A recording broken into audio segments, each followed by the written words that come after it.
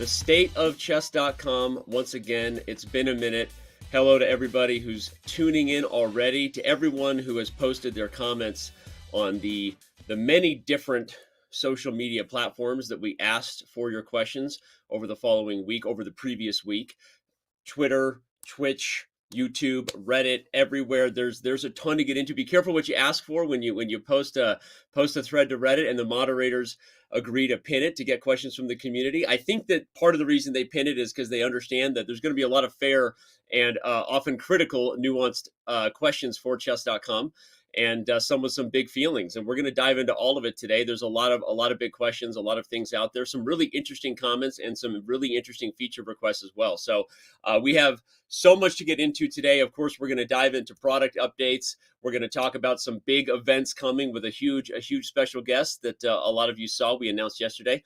Ludwig himself will be joining us to talk about a big event and some big things coming, and a ton of other things ahead. So welcome. We're going to start every segment off as we do in this show. I always say it's my favorite show, and I really mean that. I actually don't think I say that other shows are my favorite. So I think I have the legs to say this is my favorite show because we get to just immediately engage with the community. I get to occasionally be the comedian calling someone out in the front row. It's therapy, and honestly, it leads to a lot of interesting conversations that happen internally for the company after the show, because a lot of the comments, questions, concerns, and things that all of you raise in the community, they really do make a difference, and it leads to a lot of interesting conversations. So we're going to do all of that. We've got Grandmaster Robert Hess in chat. We've got someone yelling at us about monopolizing chess. Of course, not true. We got so many great things happening already. It's going to be a good show today. Can you feel it? I feel like this is where we play Post Malone song. Can you feel it? Right. This is going to be good. Shout out to Bigfoot who just subscribed, and all of our subscribers. Seriously, really appreciate it. This is going to be awesome, and we can even say hi to chat right away off the top of the show before we dive in, just to quickly let everybody know that we're doing awesome things here at chess.com. I hope everyone sees the production of, I guess, quality and value that we're working on all the time. Everything from sexy animations like you just saw to just all the shows we're trying to do to entertain you, the chess fan, and to bring the chess world happiness, joy, edutainment. And luckily, I am not currently logged in as a mod right now, so we only see all the good things in chat. And so don't worry about screaming any sort of any sort of obscene comment. It won't be showed on screen. What's up, Weebelies and everyone else? Danny vibing. That's what today's show is going to be about. We're vibing, and it's going to be awesome. So we're excited to be here, and we're going to be keeping tabs on everybody. If you have questions that maybe you didn't see our post on Twitter, on Reddit, maybe you haven't had a chance to weigh in with a concern you have, a feature request, an idea, right? Maybe you just have some kind things to say, right? As they said in Bambi, if you don't have anything nice to say, don't say anything at all. Maybe you just want to just weigh in on some things and some thoughts you have. If you haven't already done that in the week leading up to this, you can engage in real time. We've got many amazing mods working hard, and there's our first call to action to do so, right? Hey, community, this is your chance. Weigh in, and if we see some good questions, we're going to bring it to our massive master spreadsheet that I'm going to be diving in at the end of the show here when we get into the Q&A portion. Shout out to the subscribers coming in. Really, it's awesome and appreciated. We say it not just because it's the party corporate line. It actually does help make all the things possible, all of your support. So thank you so much. And yeah, Ludwig is going to be here. Ludwig is going to be here at some point at around the 11 a.m. Pacific hour. So, okay. On that note, I think we should do what we do at the to start off every show, which is we kind of take a look back at what was, what has been, and maybe have some fun discussion about some of the big things that happened in the previous quarter. And on that note, I'm ready to do it. We're going to dive into our product update portion of the show. We've got April to look at first, and sometimes I like to just jump to the meat of discussions. I love going to the bottom of this thing and immediately engaging in some of the biggest topics, which is our fair play stats and the things that we actioned, including 10 titled players closed in March. Every time I see it, it hurts me deeply. But anyway, so some big things happened in April. Probably we should jump to the topic. I have not had a chance to weigh in yet on camera about the fact that Danny Rensch is the new world champion. I didn't do commentary for the world championship for the first time in a long time, and anyway, that was exciting. It was thrilling chess. I'm not gonna lie. I also missed Magnus, like I think a lot of people. Right? It was an interesting event to watch. But as far as the drama on the board, I don't know that you could ask for anything better than what we got. Right? It was pretty incredible. I think it's going to be interesting to see what shakes up in the coming months of the chess world. You have a new world champion. You still have Magnus Carlsen out there. You've got a guy who has no business playing professional chess, who's a streamer, who somehow is world number 2. Right. Obviously, I'm joking, talking about Hikaru Nakamura. So who knows? Who knows what is ahead right now? And I think that actually makes it more interesting to follow top level chess. Ding is chilling, and yeah, it's interesting stuff. So anyway, I don't really know that I have a lot of comments to say besides it was awesome. Jan Nepomniachtchi, friend of mine, obviously, he was sporting that chess.com logo, so in a way we were kind of rooting for him. Obviously, it was hard to see Jan go down, and I know that was tough, but also Ding Liren, I mean, how can you not be rooting for that guy? Absolute sweetheart, incredible person, and it's going to be awesome to see where we go from here. So, all right, I think probably the biggest thing to talk about in April was this. Can I just for the last time, for anyone out there who still believes that Eric is retiring, and that might shock some of you, but the amount of text messages, well wishes, and questions I got from people who legitimately believed that Eric was retiring was kind of scary. And these are from some of my smartest, uh, most influential friends. Like, I'm not even kidding. Like, people were like blown away and convinced by this whole thing. Even people who knew that obviously the Anish Giri thing was a joke. For some reason, they were able to separate that Anish Giri was not CEO, but that Eric was still retiring.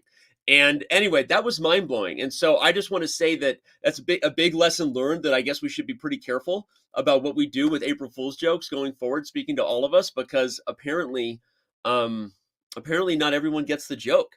And yeah, exactly. And Tiz, you're making a really good point, Tiz. So I literally am saying that, like, not in any kind of disparaging way. Like, these are from some of the smartest people I know.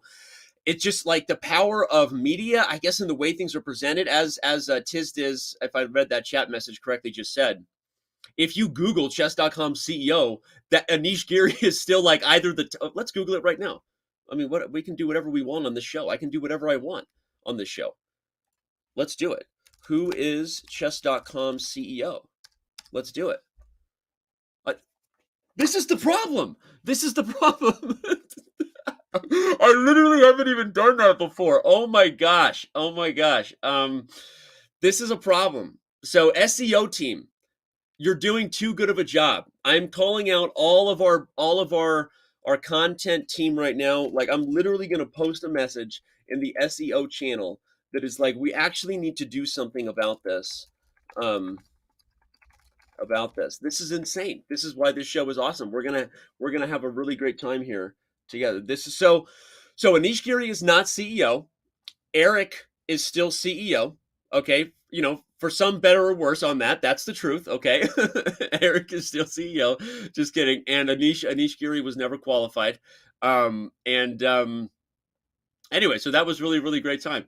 And also the amount of applicants we got, I guess it shouldn't be surprised. We literally got Elon Musk engaging on this. I don't know if any of you followed that, but when we posted this, and Eric has a bit of a running joke as a Stanford alum, and he doesn't brag or like to talk about that, but he is a Stanford alum, has an MBA from Stanford. He likes to make a joke about Harvard MBAs not being allowed, and we have many Harvard MBAs on staff, and they're amazing. I'm not going to call out who they are.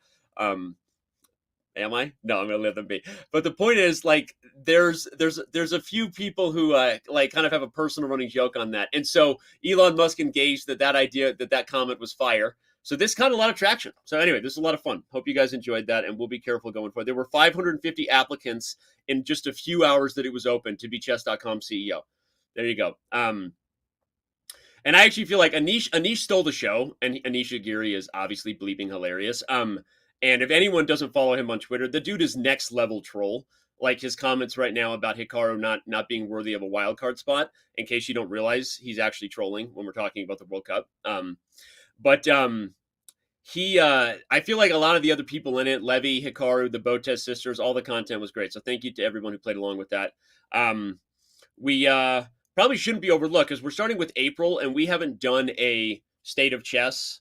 I don't think we've done a state of chess since the PMG kind of announcement acquisition show, if my memory serves me correctly. So it's been a minute.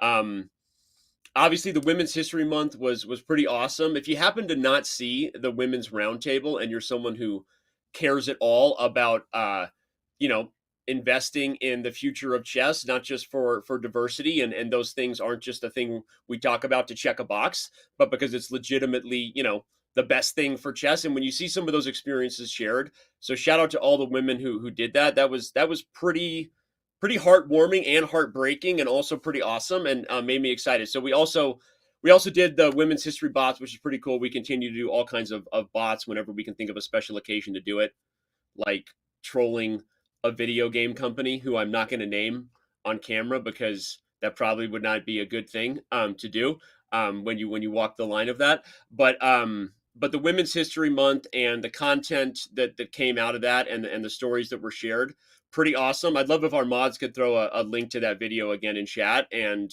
you know, I will call out ahead of time anyone acting behind the veil of anonymity who's going to make some sort of abusive, sexist, or marginalizing comment right now. Just see yourself out of the room because you're not needed. Not just because I'm a dad of 2 daughters, but because this is actually a really big issue and it's something that needs to be tackled. And there are a lot of industries that have faced issues in regards to, I guess if you want to call it, when you get a majority that is out of whack with a fair experience, especially toward women.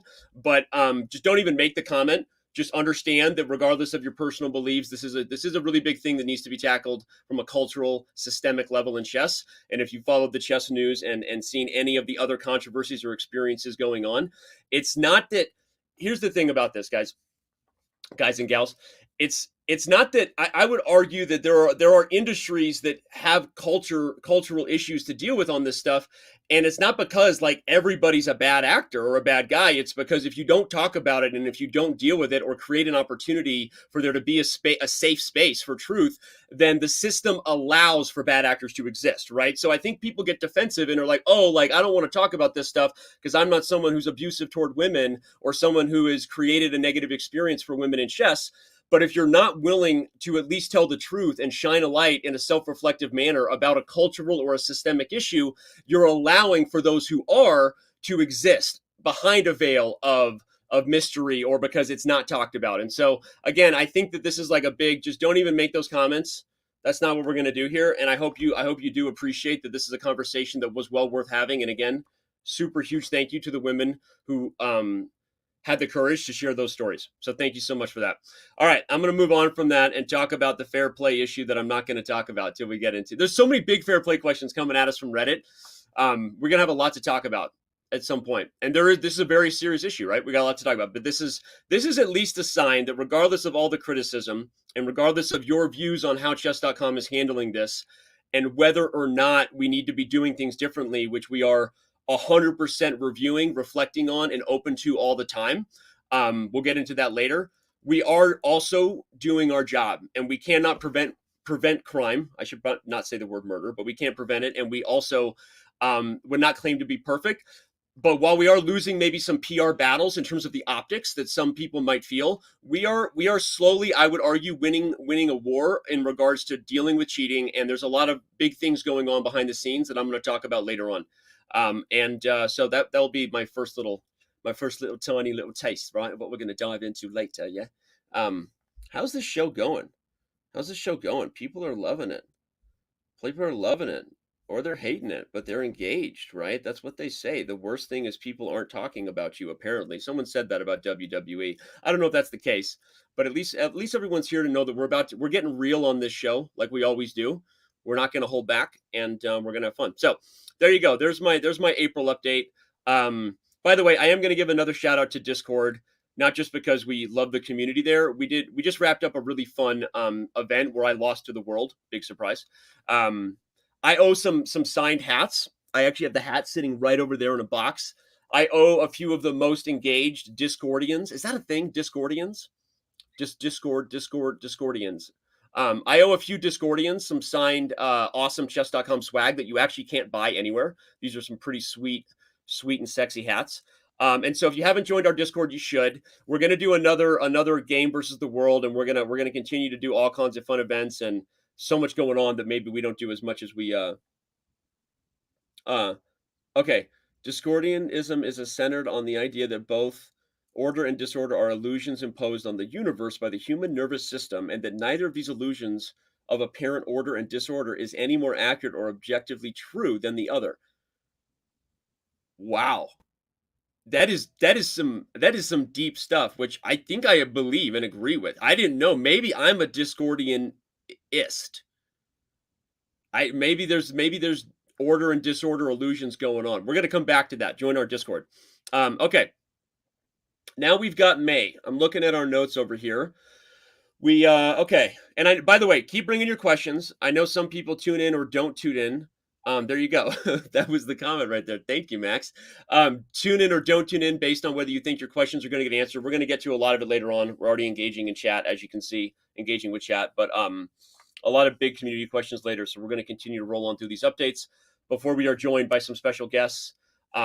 Before Ludwig gets here, we've got some other special guests that we're going to be talking to. So if you're just tuning into the State of Chess, thanks for being here. This show's a lot of fun.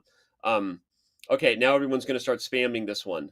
That's one of those things where everyone starts spamming the thing in chat. I never really got that. I think I'm too old for a lot of things that happen on Twitch. I don't understand why that's cool to just spam chat with the same message over and over. Like, what are you getting out of that? Like, personally, I'm at like, what are you getting out of that? It's the State of Philosophy of Chess, a lecture moderated by Danny Rensch. A little bit. I don't know. I mean, if I no lectures intended, sharing my feelings, thoughts, and views on some big topics. From what I shared about Women's History Month to fair play stuff, but hope you're having fun. Okay, this was a funny one because we did a month of bots that we thought was a really fun idea to engage with the everyone who's ever played in a chess club has had an experience of playing someone who, I don't know, like maybe their personality was just a little obnoxious. I don't know, like the guy who constantly reminds you of something he won many years ago, right? And usually I've met a lot of these people, or I've met like their grandmas on a plane where I sit down next to them and I make the mistake of saying I work at a chess company. Like, oh, like my grandson is a chess champion. And I'm like, oh, like a chess champion, like cool, like what? Like, I don't know, like he's just a chess champion. And you're like, well, that's a pretty vague statement to make, right? So there's like the guy who always reminds you that he's a chess champion. There's the person who like ruthlessly tries to flag you, always cheap tricks, etc. Right? So we were just trying to have a little fun poking at the personalities of the game, and I hope you enjoyed that. We're trying to do different fun things with our bots, and yeah, there you go. Again, a little bit of Dingley Ren World Championship update. I'm looking at some other things we did. Obviously, we got the fair play updates in April. I'm going to talk about this a little bit later when we have Michael Brancato joining. If you don't know, our vice president of esports and events is going to be on the show today. We're going to be looking ahead to some big events around the corner, talking about some cool things that have happened. And if you didn't participate in this, you might want to rethink it, if I'm allowed to say that we may or may not be doing it again in terms of a partnership with the IOC. This was a really cool thing that ultimately ended in a championship in Singapore that just took place, and Michael was there along with some other chess.com staffers and some top players. This was actually a very, very cool thing. The largest tournament that we've ever had from 220 different countries. And the idea of online chess continuing to lead to big experiences in person, connecting the worlds of online and IRL, right, is something that I think is not just an experience we're trying to create for the top players in the world, but also for a lot of other people. And of course, there's a lot of big things that come with that, as far as what are the stakes of that event, how much cheating can happen, how are we dealing with that. So there's always this kind of ebb and flow of not trying to bite off more than we can chew, and creating experiences that are awesome. But I'll say that as far as what this event was, it was pretty amazing, and a great experience for all the people that participated. Not nearly as much cheating as you would think, and ultimately delivered some of the best players in the world competing in the first ever OES, which is the Olympic Esports Series. and that is an actual thing with the IOC. So this was kind of a big deal that kind of flew under the radar, and that's what we do on the stateofchess.com. We try to shine a light on some things that maybe flew under the radar that you should be thinking about. So there you go. There you go. We were at TwitchCon, or we're going to be at TwitchCon in Paris on July 8th. So that's coming around the corner. We're also going to be at TwitchCon Twist Ending in the States, which is not till October. So there'll be more on that. But if you happen to be watching this from Europe and you want to go to Paris to see a bunch of the team live at TwitchCon, you should do it. I will not be there. Kevin Bourdie will be there, streaming Superstar in France. If you don't know who Kevin Bourdie is, that's twitch.tv/blitzstream. He's a pretty awesome and entertaining dude. So he'll be there. There'll be some other streamers, some of the top streamers in our program, and you should check it out. There you go. There you go. Sorry, I get nervous on the show. I just need to take a breath because I get nervous that I'm missing something important being said in chat. And then what'll happen is, unfortunately, because we all put things through our own filters in life, like the person who I missed is going to like be upset that I missed them and then tell themselves a story that I was ignoring the question, that I was purposely jumping over it, right? Or that whatever that is. Now, there are some people who are legitimately trying to throw shoes or rocks, if you will, and those people deserve to be ignored. But there are a lot of people who are actually not doing that and are posting really interesting questions. And I just want to say that I'm going to take a breath. Please continue to share your questions. If it is a great one, the team is working hard to organize it later. And this is not a show that we're going to end until everyone is satisfied today. We're going to end this show when everyone is satisfied at the end of the show. And when I say everyone, I mean me. But I mean everyone as best we can. No, I'm kidding. But I personally won't be satisfied until I really feel like we've given all the questions we can a fair chance. So please continue your questions. Know that you're not being ignored. I can't keep track of everything as efficiently as I would like. 24-hour stream when I'm no longer a dad of 4 kids or trying to maintain a marriage and also running the company like this. And so there is a world where all those things implode. I don't know, but it's not going to happen anytime soon. At least I hope not.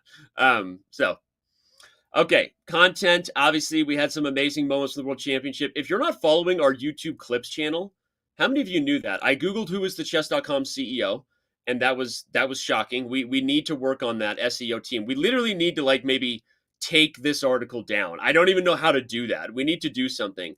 But let's go to youtube.com/Chesscom Clips. If you don't know that this channel exists, you're missing out. Because there are a lot. You can't watch every chess show. I'm letting you know you can't, because you're a human being. And if you're engaging at that level of content consumption online, we need to have a conversation about your health, your habits, and you need to not be doing that. So assuming you're not watching every hour of every show, you might be missing some of the funniest, best, most instructive moments at the Chesscom Clips channel. And you should consider going to give that a sub, going to give that a thing. And what do they say? Give me the subs, kids. Go give it a sub, kid. All right. Let's go. Oh, this was an awesome video, by the way. If you missed it, this was just a very, very cool story. And really enjoyed that one. And down to where we end everything. We got a bunch of closures, and we've got 13 title players we closed, which is 3 more than the previous month. So again, you know what I would love to have for the show in the future? I don't know if I can do that without us getting into the lines that respectfully we obviously have a lot to talk about with fair play stuff. But I'm going to say this out loud because we've got a fair play leadership meeting later on today. If you wanted to know that, that's a meeting that's on my calendar, and we continue to work on that stuff. So I won't tell you who's all in that meeting, but I will say that this is obviously an ongoing thing all the time. And one of the things that maybe would be interesting, not to add to the article, but to the show, is the percentage of admissions. Because I can tell you what's interesting as well is not just the closures, but how many of them are admitting to it. And I would say it's an extremely high percentage. So there you go. And so that's a good thing to talk about. All right, let's do it. Let's roll on. May, we'll make a note on that. Maybe we can add that as a data point. That's a big question. INEF33. It's also a question that was asked on Reddit, and it's a common question about naming the title players who have cheated, naming anyone who's cheated. There's a lot. There's a lot to that. There's a lot to that, and we're doing everything we can to think about the best ways forward on that, and we're going to discuss some of that later on today. Okay, so stick around. INEF33. I don't know what that. Whenever I can't read good, I try to spell good. So if I don't know how I should, is it NF? Is it not? I don't know. Like, I'm just going to spell your name rather than, yeah, violin 2. The question about verified is also a very good question. Um, I don't even know that question came up from the community.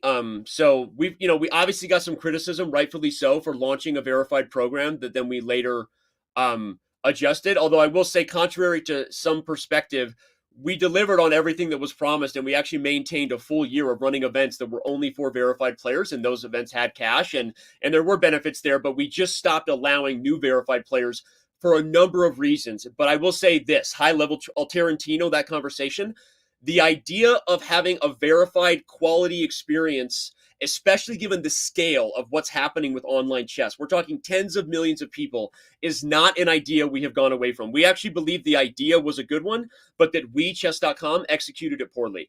And I can unpack that as much as you want. The criticism belongs with us. I think we didn't think through some of the right ways to do that, and it was met with some criticism from the community when we launched it, even though there were about 14,000 people who actually paid to become verified, if you wanted to know that, including a lot of title players. And so, twist ending, let me say this. We had about 14,000 people pay for it, but it wasn't about the money, like, to begin with. Like, literally, it was such a small fee, it goes to the transaction. But it was about recognizing we didn't like the quality of what we were delivering and didn't feel that it actually matched up with what a verified experience should actually be. So we have kind of rethought that, but it is not something that we have turned away from. And to Tarantino it, a verified user on chess.com and an experience that makes that great while not taking away anything from unverified users is a thing of the future. It is a future state, as my CTO likes to say. It's a future state of things, but it's not a current state of things, and we will discuss that later. So that's what I'll say. And all right, here we go. How we doing on time? I think we're doing okay, because my producer would probably tell me in my ear, Danny, shut the bleep up. We got to wrap this thing up, but I'm gonna continue to roll. We had a new meet the new mittens. Who did we say is the new mittens? Because I thought that was next month. The age of mittens is over. Okay, Mighty Martin. Okay, so we were advertising. Okay, so this was the superhero month, and I probably just teased what next month might be. Let me just say that next month is going to be a lot of fun. Where are we at? We are June 29th today. In 2 days, we are going to have a lot of fun. And you might want to be ready to have some fun with the bots that are coming out this month for a number of reasons. And we expect a lot of your favorite creators to also want to engage and have a lot of fun with next month's experience. So, will anything ever be as popular as Mittens? I mean, probably not. I mean, what happened with that really proved that cats do still rule the world. And that was a lot of fun. And whether Mittens comes back or when Mittens comes back remains to be seen. But anyway, so pay attention for next month. Again, so this was a superhero month. I don't think any of these superheroes are actually a depiction of any real life superhero. And if any comic book companies out there would like to claim as much, I would say that they were wrong. This is a completely original approach to what we would present as a superhero.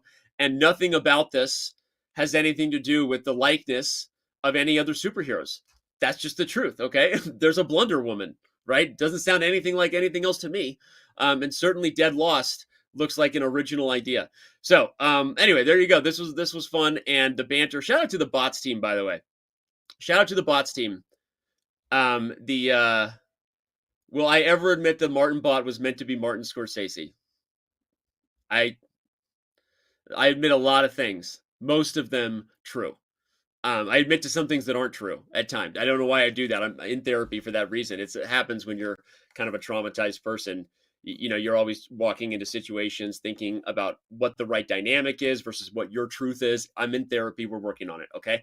But that's neither here nor there in regards to Martin Scorsese. You know what is awesome? Andre Bocelli.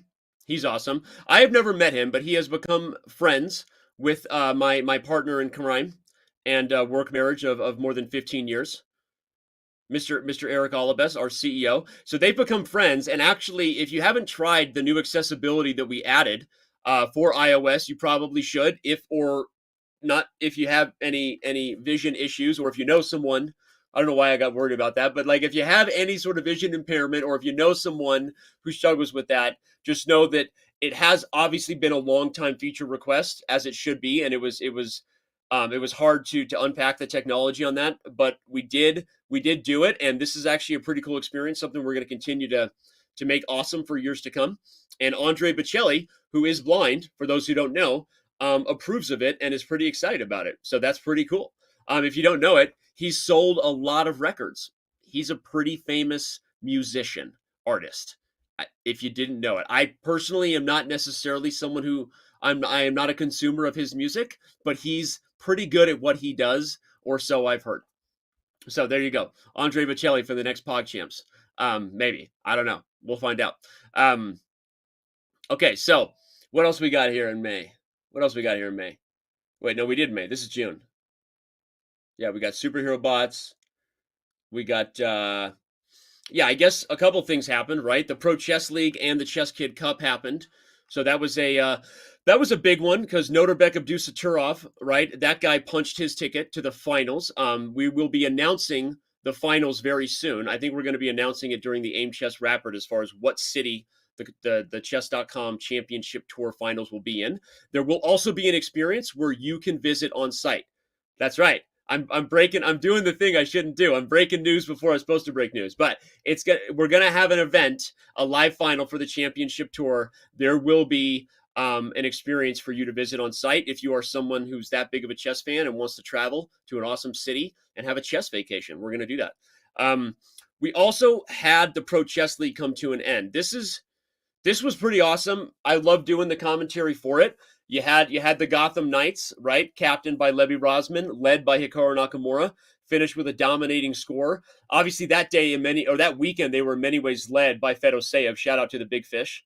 That was pretty awesome. If you missed the Pro Chess League, that was great.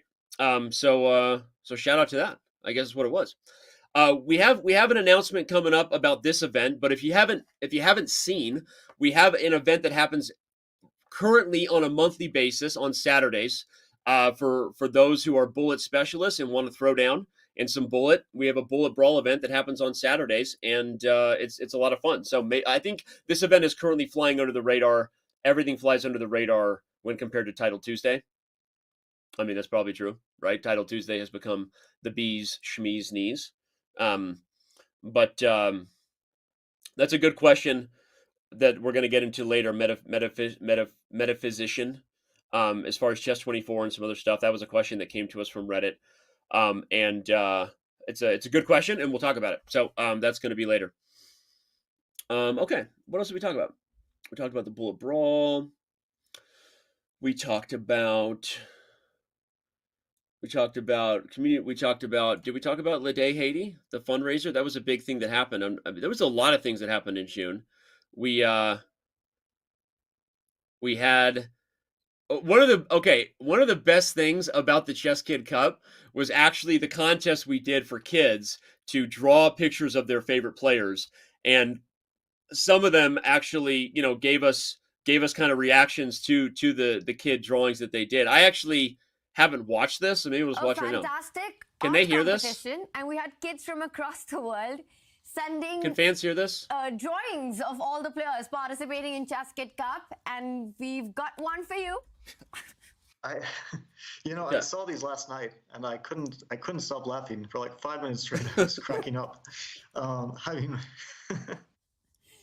mine is great. I do want to meet the kid who drew that, because it's pretty lifelike. Future, or she has a real future in being an artist. I was actually and possibly also in chess. They actually win a 1-year ChessKid membership, so that's also good news there, Fabi. We'll have that drawing sent to you for sure. That was good stuff. The I mean, it was pretty lifelike. I'm not gonna lie, right? I mean, obviously Fabi found it funny, but that was a pretty good picture. There were others. There was a great one. The person who did Hikaru, I don't know if we ever had a video on that. Um, and I think Hikaru and Fabi's were both very good. I did see the Hikaru one. All right. Well, anyway, so that was a lot of fun. Fun contest. Chess Kid with the heart. Agreed. Chess Kid Espanol there. And okay, we're going to talk about some of the other things going on with ChessKid later. One of our special guests is one of the new leaders of ChessKid, so we're going to be joined by her in a little bit. So we'll talk about this Bolivia Chess Nation event and some other stuff in a little bit, but that's a little teaser. Don't go anywhere for that. And yeah, what else? Chessable 3.0 was launched, which a lot of that came. I think it came with a redesign. Let's check it out. Let's go to Chessable.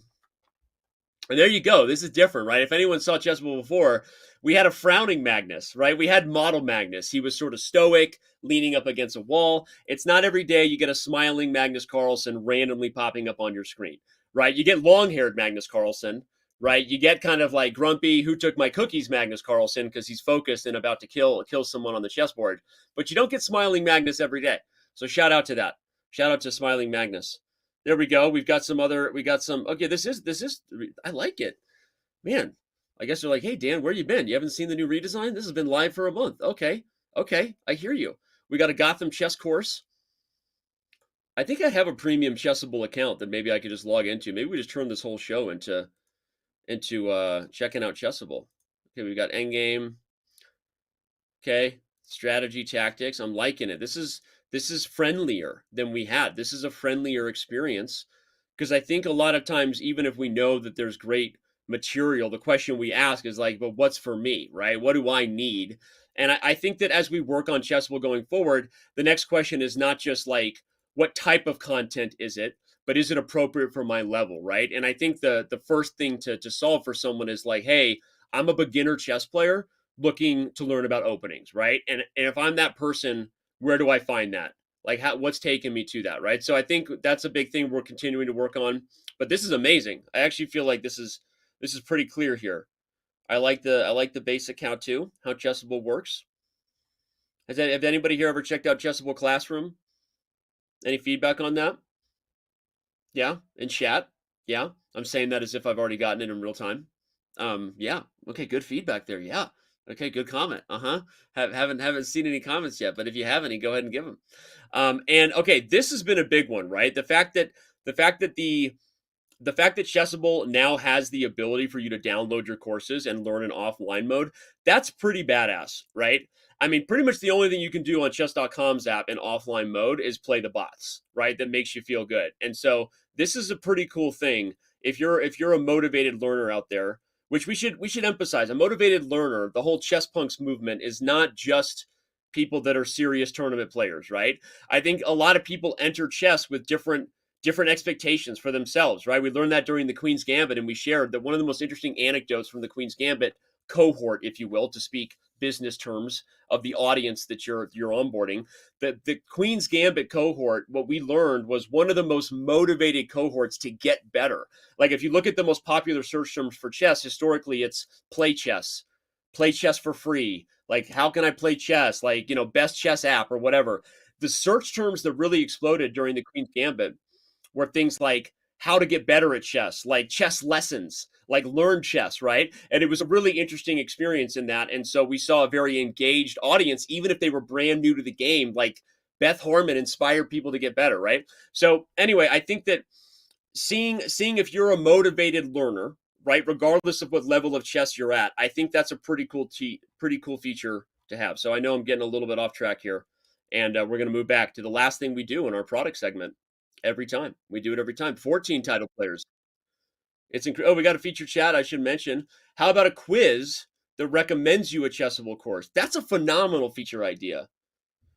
A quiz that you take, and at the end of it, we collect that, your answers, and then it recommends a course. We gotta note that down. Booyah. Like, that's a legit one. Someone please take to #Chessable marketing channel. We got a lot of channels for Chessable here in our Slack. Let's take it there. That's a phenomenal idea. That's like and that's actually a pretty easy one probably for us to do because we can even just throw up a Google form, give it to our most engaged users, which many of you are here, right? Because by definition, you wouldn't be wasting your time watching this guy talk, right? This guy's talking out of his ass for 3 hours on a freaking Thursday morning. What the hell are you doing here, right? I mean, let's be honest, right? So you're only here because you really love chess and you care about the community. So you are the audience for that, and we're going to give you what you want. That's a great idea. I don't know who that user was. Let's get him a diamond membership too. Get him a diamond membership. First diamond membership giveaway of the day. We're gonna go to a break here. I want to let you know that we do have. Oh wait, we went back to our fair play title player. I think I already gave enough rants on this on the title players being that we're catching and those admitting or not. It is always also hard to see hundreds of thousands of accounts closed, but when you have millions and millions of daily active users and signups, this is we're going to talk to a guy who's going to talk to us about how we're going to scale chess and how we're going to keep up with the growth of the game in a little bit. On that note, let's just take it to a break and say that we are about to be joined by Kolsum, head of ChessKid. We're about to be joined by Josh Levine, our CTO. We're going to touch base with both of them on some other big things going on. Continue to take your questions from chat and have a great time today. Hope you are all enjoying it. Don't go anywhere. We will be right back on the other side of the break, and thestateofchess.com will return.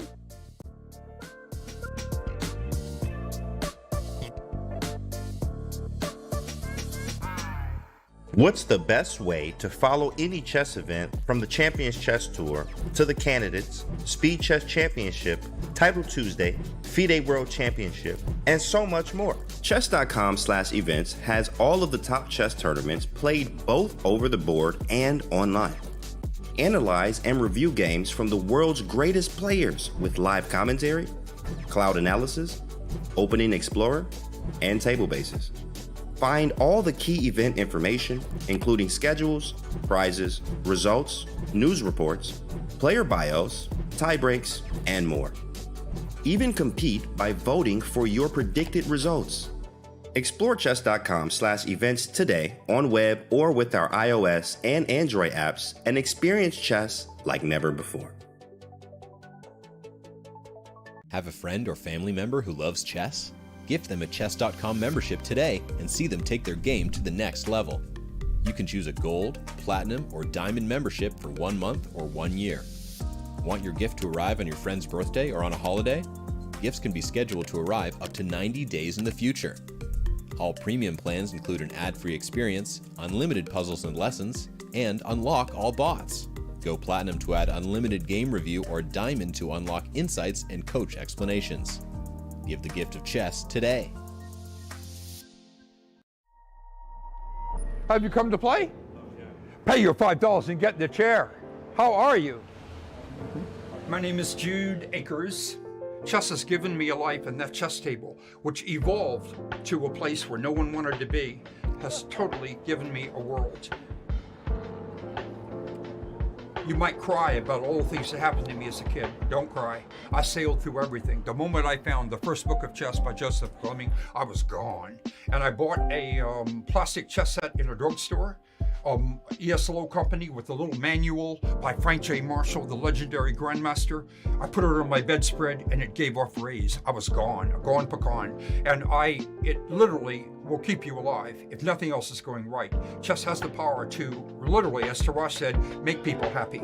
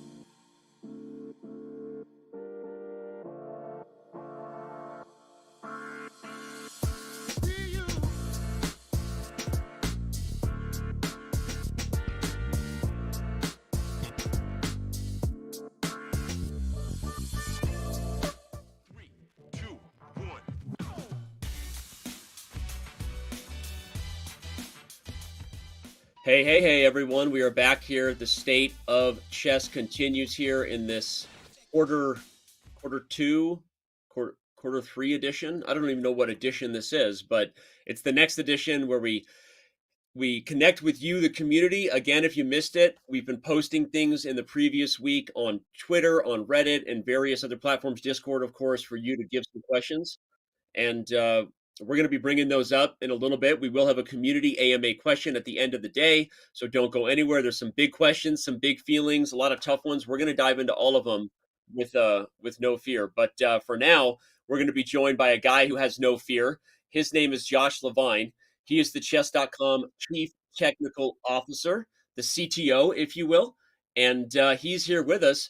Josh, thanks so much for being here. It's been a minute since you were on the state of chess.com. We should tell the story of why you were in person last time when we have a second, but welcome.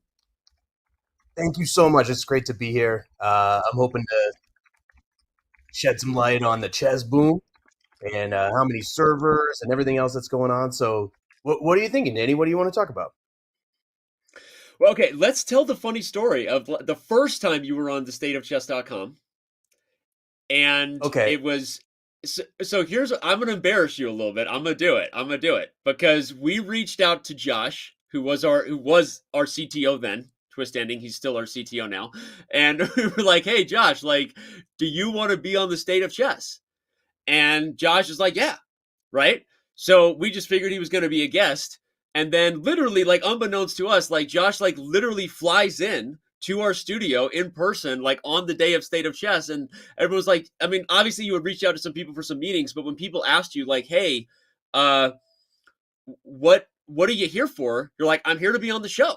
Like you were there to be in person on the show. Like we hadn't communicated remotely, or you just assumed that that's what it meant and bought your plane ticket and came, right? Isn't that what happened? Indeed. I figured it would be better sitting next to you, to answer the questions. And we had just launched Game Review, I think, and we were going through how that That's worked right. and other things like that. And Insights I too, just I thought think it was Insights. Yeah. we needed to, and you were giving me good instructions about how to sit properly on the couch and everything else like that, because you're the magnificent chess personality, and I'm like I'm the guy who knows how to scenes. sit on the couch. That's who I Yeah. am. I'm the guy who knows how to sit on the couch. But I showed up in person as a surprise, and it was wonderful. I mean, everybody treated me kindly, Yeah. and the producers were amazing. You were very gracious, and it was wonderful out there, and we got to talk a lot about stuff.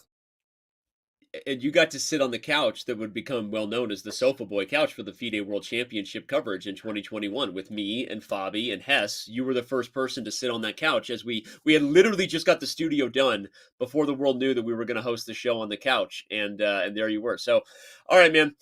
I know you didn't come here to talk about this. You're actually someone who I think when we talk about this show, it's about engaging with the community. Sometimes it's about facing the music when there's big things going on in chess and the community wants to voice their opinion, and for us to do everything we can to be transparent, open up, hear it, give all the feedback and honest, kind of answers we can about how and why big things happen. So I've prefaced it enough to set the table with you've been someone dealing with maybe bigger things over the last few months than anybody at our company in regards to what's happened with our servers, what's happened with the scale of the chess boom.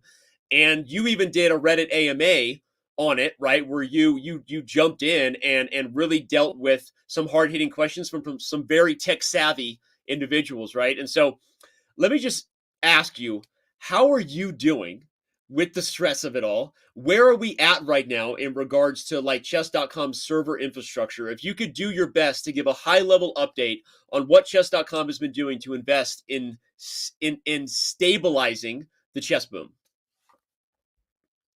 Yeah, well, thanks for asking after me personally. Big question. Yeah. Right now, I'm at a beach in North Carolina with my family on an annual Yes. vacation. So I'm, in a way relaxing, which is great. But I'm supported by a fantastic team. We have just over 200 engineers working on chess together, and we couldn't do it without all of y'all. And saving the days, many days in January and February when just the water level of interest was rising, week after week, we just saw so much more new accounts, people playing live chess against one another, and commenting on forums and everything. Was just every bit of our infrastructure was creaking like an old Spanish galleon, and we're there just trying to carry the gold. We're there just trying to support chess and grow with it as best as we can. And I think the stress of it all kind of fades away when you're trying to run production operations, when you're trying to organize your team to build the best software that we can to make it scale, as just so many new users are coming in and looking after this beautiful game. So we've got this set of numbers that I could share around what we've done since January to try to beef up our ability to scale with chess. And it's over 100 new servers. It's over 13,000 new cores, 36 terabytes of additional RAM, and over 2 petabytes of storage landing in our multiple data centers across the United States, in order to grow along with the interest in this game.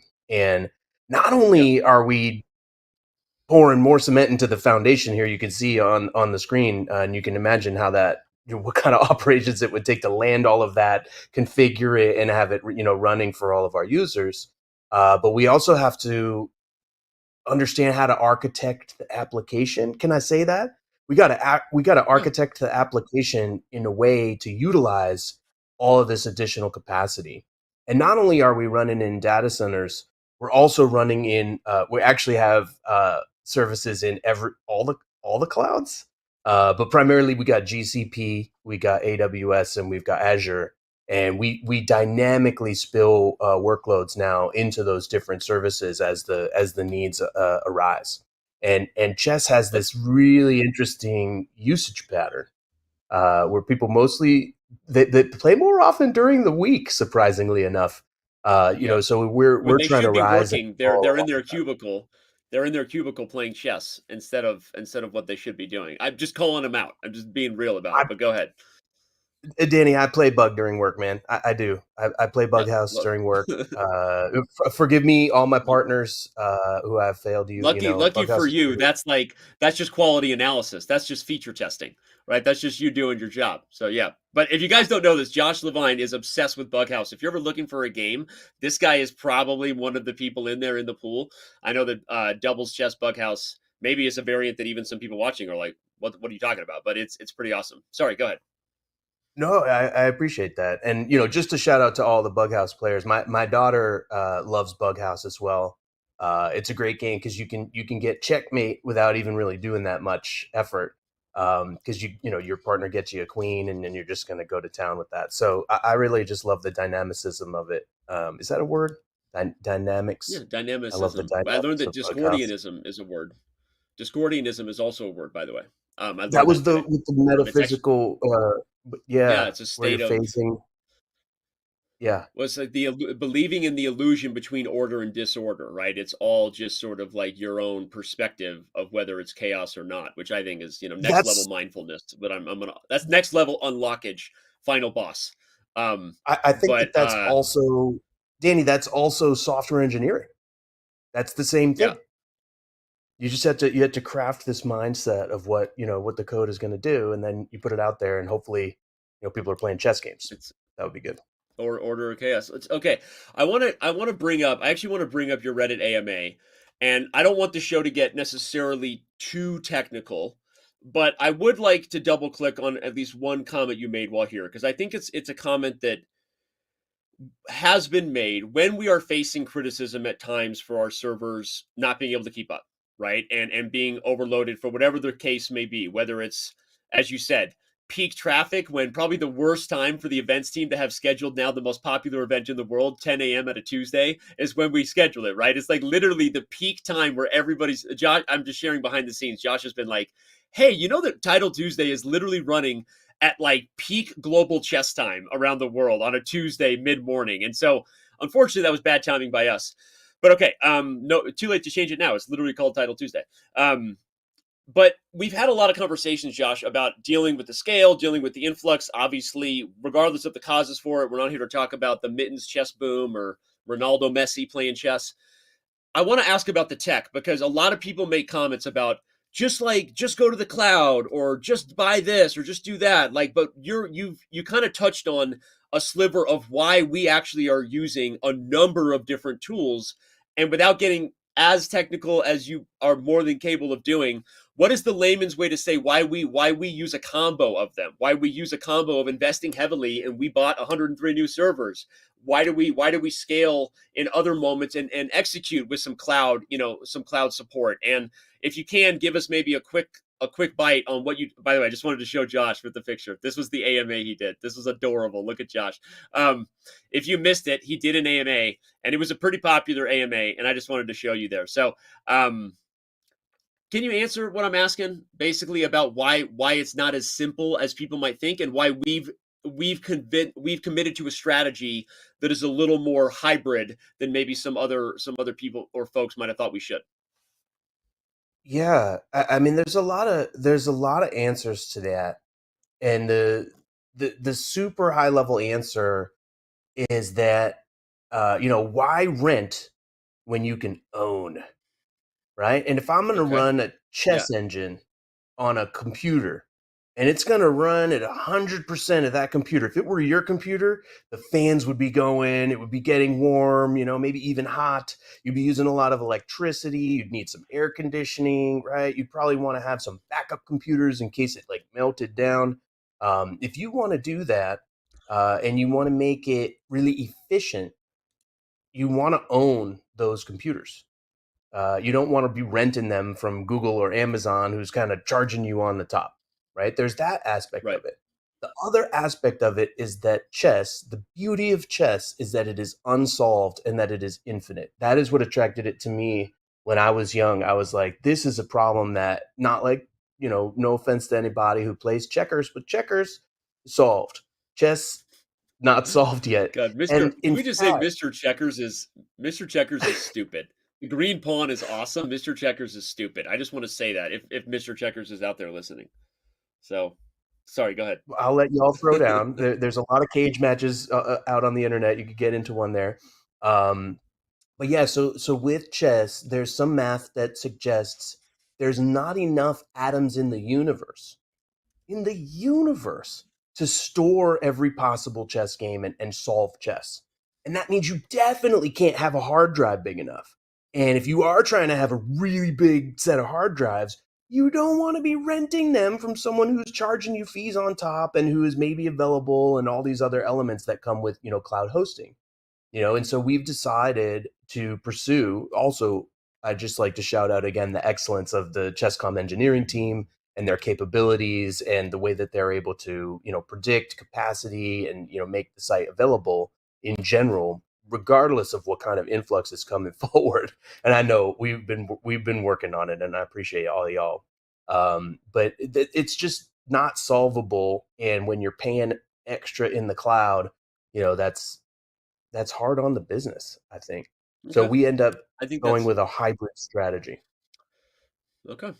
And that's that fair. I know you answered things in a lot more detail too on the Reddit. If anyone wants to go back to that Reddit AMA, just Google Josh Levine Reddit AMA and you can log in and see questions. By the way, someone called you the Keanu Reeves of chess tech or something in chat. I missed it, but you were compared to Keanu Reeves. You've got like a Keanu Reeves Point Break accent going. By the way, shout out to Point Break, one of the most underrated Patrick Swayze films of all time. Forget about Keanu Reeves. Patrick Swayze, R.I.P. And great film. Agreed, right? Agreed on Agreed. that. I mean, Yeah. I love that movie. Otherwise we I'm got not real sure how problems. many R-rated movies we want to suggest. I also like Inside Out. It's a great movie. Inside Out is an amazing movie. I mean, that's a movie like I can't watch anymore. Like it literally, like my therapist would say, we're gonna need more EMDR. That just re-traumatized your cerebral cortex. Don't watch that movie anymore. Like we're not doing that anymore. So that's why I don't watch that movie. But it is very I good. got one more. Um, I got one more. My comfort movie. I just want to get this out there. My comfort movie, yeah. Top Gun Maverick. Oh, I'm bro, just saying. no, because I'm I'm so asleep in tired of 5 minutes with that Cruise. movie. I'm asleep in 5 minutes. Just he gets into the. He's Okay, like I can talking about I can the. take that, but the problem I have with it, if we're gonna do it, is like it's actually funny because I've been criticized for it. Top Gun Maverick was the perfect sequel. Like literally, if you were like Hollywoodifying a sequel, it's exactly what you would do, right? As far as like he got older, he comes back, it's Goose's son, right? Like literally, you could imagine a guy who like got high one night and was like, "We're gonna do a Top Gun sequel, man. Like here's the deal, right? Like Maverick is older now, but wait, Goose's son is in this. What? Goose's son? Of course, because Goose died, right? Because Goose died in the first one. Yeah, man, it's perfect. Then Tom Cruise was back. But here's the thing in the end. In the end, he's still the best. So he has to step in and he still has to be the guy who saves the world. And they're like, bro, perfect sequel. Like, I was watching it the whole time and just like cringing at Tom Cruise writing his own, hero story. I like the Sorry. That's airplanes. how I feel. It was cool airplanes. Okay. Soundtrack was Oh, by the amazing. way, spoiler alert! Spoiler alert! I just spoiled Top Gun Maverick. So there you go. But what you don't know in the end is whether it's a perfect ending because he dies or not. So now I haven't spoiled it. There you go. You don't know that. You're welcome. You're welcome. Snape kills Goose, and Dumbledore was actually Maverick's father. Twist ending. Ship it. Okay. The okay, mind blown. Anyway, man, Josh, the danger of having you on this show is we could basically hang out all day. Like this show could go in and out of chess, technology, pop culture. Before you know it, you and I are gonna be talking religious philosophy, like we do from time to time. So We have. I don't know. I think at some point I have to let you go, but maybe chat has some questions for Josh that are tech related. Maybe we can do that. Um are there tech questions that we got from the community for Joshua Levine? Has anyone ever called you Joshua? My mother. Mm, that makes sense. My mother also called Yeah. me Daniel. That checks out. Okay. Um, Yeah. okay, so we've got a little bit of time. I'm going to go into this master spreadsheet, which by the way, shout out to the team. The questions are just growing. There's so much in here from Twitter, YouTube, Instagram, Discord, Reddit, more Reddit, Discord, Community Club. I'm if the team wants to throw some of the tech savvy questions in this spreadsheet into the broadcast Slack channel, I'd appreciate that. Or I will just read some questions. Okay, people want to know about the Title Tuesday crash this week. I know a lot of people lost their games. By the way, every single person who lost rating points because of of the server crash has been or will be given back rating points. The team was saying that we didn't want to mention how many players lost rating points because of the crash. I don't know that I agree with that because I think it actually speaks to the scale. I'm just going to say that 21,000 people lost games due to the server crash. And I actually believe it speaks to the scale and how much we're investing and how awesome our staff is to say that all 21,000 people will be getting rating points back. So I think that's actually a good thing to be proud of, not necessarily a bad thing, because the server crash was something we couldn't really do anything about. Josh, go ahead. Oh gosh. Well, the truth of the You want matter to is blame? that You the can blame server. Rackspace on air. You can blame Rackspace. I wasn't gonna. So the server didn't crash. Just like the human body has many chakras, the technology stack has many layers, and I love this it. was a network layer issue. Are we talking about the Th- crown chakra, the heart chakra, like the survival this chakra? was There's. Go ahead. this was deep in the Dantian. This Okay. was an issue Okay. at the core, and basically, some of our network traffic was misrouted, was misconfigured. It lasted for a very short period of time, but it definitely affected many players who were playing on Chess.com at the worst possible time. And you can imagine my Slack DMs and all of us, just raging towards our computers to try to get this back online immediately. And we were able to restore service. However, it did have an impact on a number of games and a number of players. We don't like any of these events to happen. We Yeah. definitely try to plan our maintenance windows and have our infrastructure operations flawless. Um, But when we're working with multiple different independent actors, sometimes somebody clicks enter and a change is made, and it can affect, .com websites that need the internet. Yep. And again, Josh is very politically correct about it. I'm here to be more transparent than I often am advised to be with all of you. I hope that that's why you like the show, because it's just that's the truth. It's not an act. I will actually say, as someone who claims and owns when it's our fault, this one was not our fault, but it doesn't matter because you're right to be mad at us because it's your chess website and it is our fault. This was not something. Again, there are many chakras in the human body. There are many layers of tech infrastructure. This one, unfortunately, was not on us. There have been others where we needed new servers. We weren't scaling properly. We needed to invest. I mean, that Josh can give you a laundry list of the pain points that have cost him probably a few years on his life and a lot of blood, sweat, and tears over the last quarter. I feel like there's books we need to write about what it is to the stress that comes with those moments when the servers are crashing as an executive in a tech world. I think our human bodies were not made to do the jobs we're doing now, a 24/7 life cycle where you have to choose when to cut off your level of stress. And it's really hard. And I'm working on that all the time because it's nonstop. Anyway, sorry, that gets a little bit, again, down the philosophy lane. But that one was not our fault. We are sorry, nonetheless. Everybody who had games affected is getting rating points back. And we love you. And there's nothing else to say. So, Josh, we are okay. I think we have time for one more question. I'm going to choose this one from chat. We've got Josh. Do you have a technical blog? That's a great question because that would probably be a pretty popular blog if the CTO of Chess.com, by the way, one of the world's most popular companies right now, named to Time's 100 list. People are into chess. If you haven't heard, we're in case you haven't heard, chess is kind of a big deal right now. To quote Ron Burgundy and Anchorman. Whoa, huge donation. Oh, wait, just to get a comment that the DGT boards aren't working to Josh's attention. Josh, 2 questions. Are you maintaining a tech blog? If not, why not? Because you're kind of a big deal, Ron Burgundy. Secondly, what can you say about DGT boards to our user here? Love it. Okay, so I have written a number of blog posts, but I just have to say the dusty tech blog that hasn't been posted to in a long time is like my worst. Yeah. I don't want to be that person. So I'm trying to build up, enough content so that I could produce something where it would be interesting for, many months or et cetera. And I'd also like to say my personal take on engineering and technology, there would definitely be points where maybe there would be some lessons, but there would also be points where folks could disagree.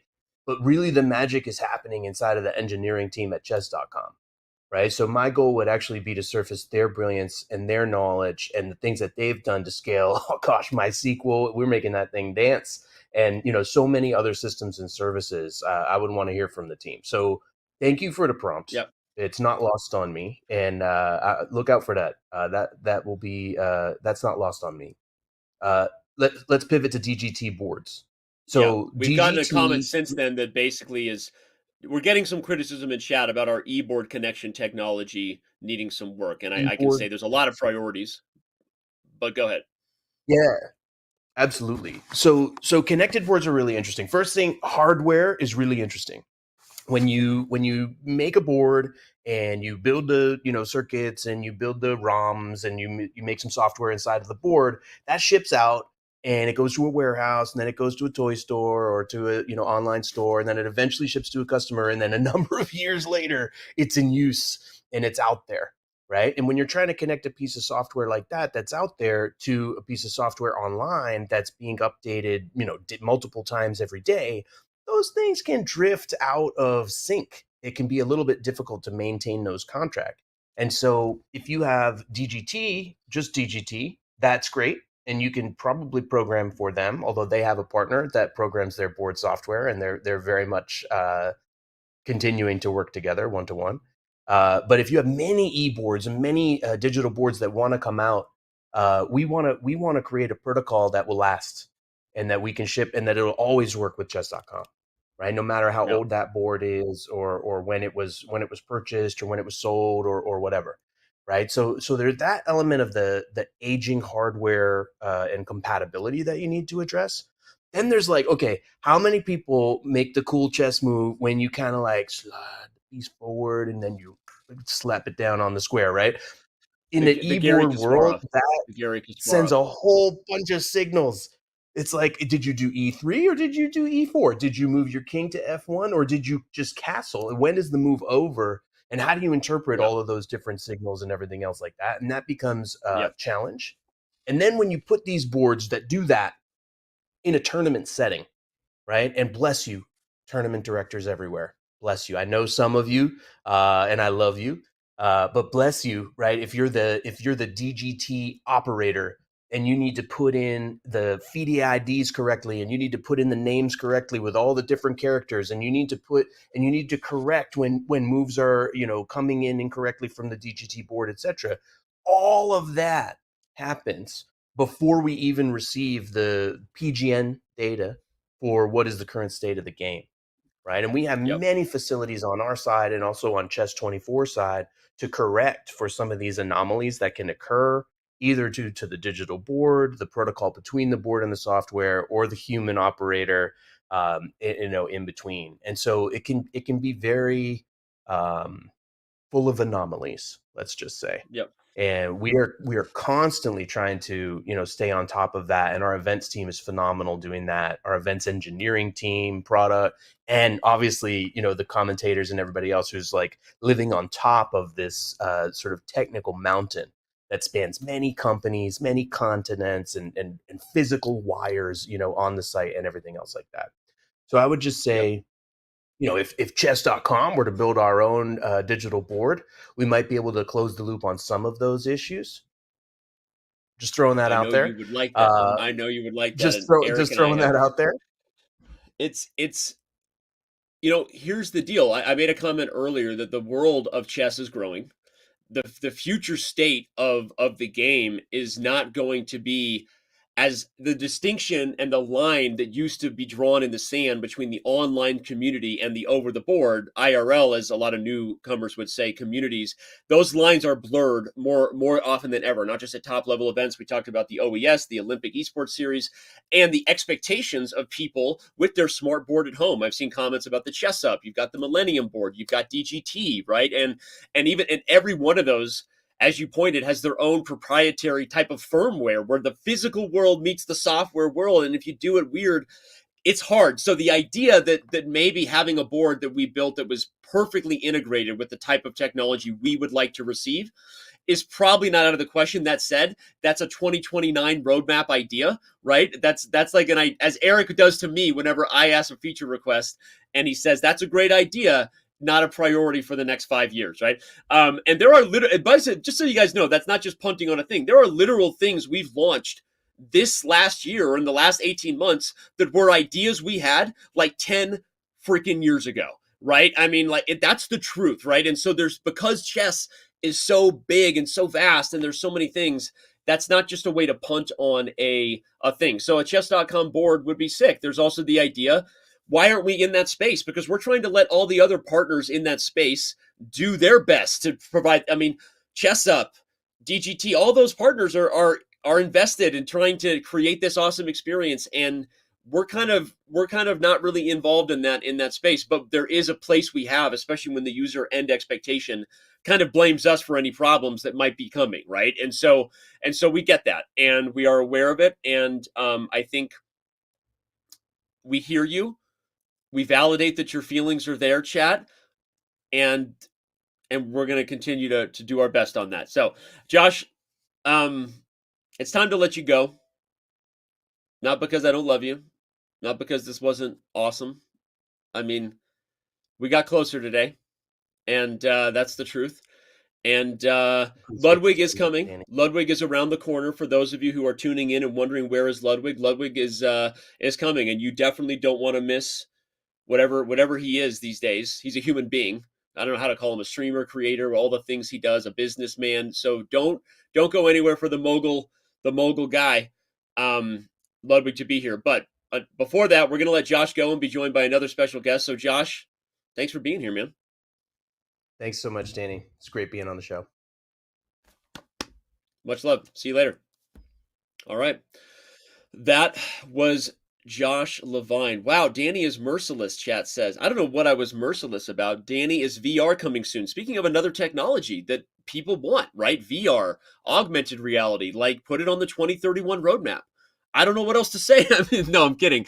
There's obviously an exciting world ahead, assuming that us human beings as a species can work out issues and not, blow ourselves up or do anything else bad to our planet. If that's assuming we're here in 50 years, I'm going to guess chess.com is going to be here when all of us are dead, right? So assuming the world is here, chess.com, the game of chess, and everything that we're doing has real legacy and impact, especially if you tend to believe what I believe, which is chess makes the world a smarter place, and that's not a bad thing. So let's continue to grow the game of chess. So, what I'm saying is it's not totally fair to you when you make a request of something that might be near and dear to you for me to say, put it on the 2031 roadmap. But to be fair, chess.com will probably be here in 2031 and in 2041 and in 2051 and beyond that. And so we're doing our best to navigate big requests with big feelings. And yeah, chess.com will survive, right? Danny versus Zuckerberg fight wins. So first of all, I would throw down against Zuckerberg in a form of combat where my head was not on the line. If you're out there, Zuck, what does that look like to you? Let's figure it out. Also, Eric, if you didn't follow social media this week, Eric posted a direct challenge, CEO to CEO. I believe that the banter between Elon Musk and Mark Zuckerberg, from without sharing information I shouldn't share, I believe that is not fake. And I believe there is a genuine event potentially coming between those two guys. We'll see. But I think that might actually be a real thing. So Zuckerberg might be busy. I think you would bet on me. I think I would take Zuckerberg. I'm not gonna lie. I think I'd take Zuckerberg. Like what do you want me to say? I don't know. We'll see. We'll see. Maybe one day. Certainly in chess, anything, I think I could. But maybe not. You're like, no, dude, he would choke you out in a jiu-jitsu Brazilian hold in 3 seconds, dude. Like, probably that's true. Like, probably he would kill me. And so I don't want to fight Zuckerberg. Any Hooters. We're getting ready for another guest here, which is why I'm having fun engaging with chat. We're not going to take a break. Just so you know, you're like, oh, is this when we're preparing to take a break? No, we're not. We're going to be joined by another amazing guest here in just a few moments. What did Will Whalen say? Didn't Elon's mom say no? 0% kidding. I couldn't beat Zuck at chess.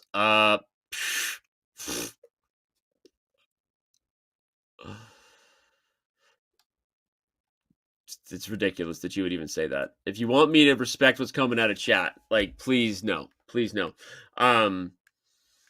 So anyway, we've got a question coming in from Hayden, who's been pretty consistent about it. So I'll acknowledge he wants us to change the Chessable split for creators. That's an interesting discussion. I think that the Chessable marketplace is pretty awesome and supporting a lot of the livelihoods in the creator world. And I think it's a pretty good situation. Although, again, creators themselves are the reason we do it. So if and when we have conversations and we feel legitimately, after hearing also the other side of the cost and the investment that goes into maintaining that, if there's a respectful way for us to navigate a future split, believe me, we will. Also, I think the Chessable marketplace is doing a pretty good job creating not just content for the motivated chess learner, as we said, but creating, I know what some of those creators are making, and let's just say that a lot of the creators on Chessable are doing well, and that's awesome, and that makes us pretty happy and proud, because to me, when I think about the full cycle system of what the chess world should be, we think about a great place to play, a great place to sort of self-learn, like puzzles, game review, these things, a place to learn via content, which really has existed before the internet existed, right? Think back to like ChessBase and Pandolfini DVD VHSs, right? And the idea for that, and that's kind of like a modern version, Chessable is a modern version of that. But then there's the creator ecosystem, which to me is represented in two ways. One, the streamers, the program, you see them everywhere, from your Levy Rosmans to Hikaru Nakamura's to Chess Bras to Danya Naroditsky's. The idea that creators can engage with fans in real time and be supported, I think that's been a pretty awesome and successful thing. And I know many of you are subscribers and supporters of them, so thank you. And that's money that goes directly to the creators. Chess.com is not involved in that. Our job is to support them. And then the other system, which is the kind of call it authors, right? Chessable authors, people who maybe don't want to turn on the camera and mess around, but people who want to create those courses and then have the opportunity for people to purchase them for life. And I think the Chessable ecosystem kind of completes that. And I think it's going pretty well. So I hear you, Hayden. If that's a real concern, we will always address it down the road with our creators. So I'm not shying away from that. But I think there's a lot to that before we just scream and say that something unjust is being done. I would actually disagree. I think creators are pretty happy and they're doing well. So anyway, there you go. I think we have another guest ready to join us. I think so. Let's dive right in. We are now joined by the head of ChessKid, president of ChessKid, Kulsum Qasim. And Kulsum has, I'm going to let her introduce herself in a minute and talk about how long she's been here. But Kulsum, thank you for being here, and we're super excited to have you. Thank you so much, Danny. I really appreciate it. It's awesome. I just want to actually give a shout out to the broadcast team. This whole production is amazing. It's my first time on the show. I did not fly into the studio. However, thank you, Josh, for letting me know not to do that. But this whole thing is amazing, Danny, and I'm really excited and happy to be here. I appreciate that. And I would also agree with you. I think the broadcast team is crushing it. And we're not just saying that because we're on camera. So shout out to everybody here who was rolling. To answer the team, I was having a little trouble hearing the cues on that. So my apologies if I waited to bring on Kulsum, our amazing guest here. And Kulsum, let's jump right in to, I would say, before we talk about ChessKid and as I like to joke, what is it that you do here, Bob, right? When we ask everybody, what do you do? Let's talk a little bit about who you are and how you got involved in chess. Where did you come from before this opportunity to help us grow the mission of the game in the scholastic market came along? And tell the world about yourself. Yeah, honestly, my journey to chess has been really amazing. I've had some really amazing conversations with Eric along the way for the last little while, but my background actually is in ed tech and kids ed tech to be specific. So for the last around 10 years, I've devoted my career to really making learning fun for kids. And you can probably imagine that's the thing that brought me to ChessKid. When I found out that ChessKid is leveraging technology for good. It's a safe environment for kids to play in, and it's just a amazing platform. Like if you haven't been on it and if you haven't had your kids go on it, please check it out because it's such a cool platform for both parents and kids. I love the fact that we're bringing the amazing game of chess to kids in a way that helps them learn, is fun. That's really my journey.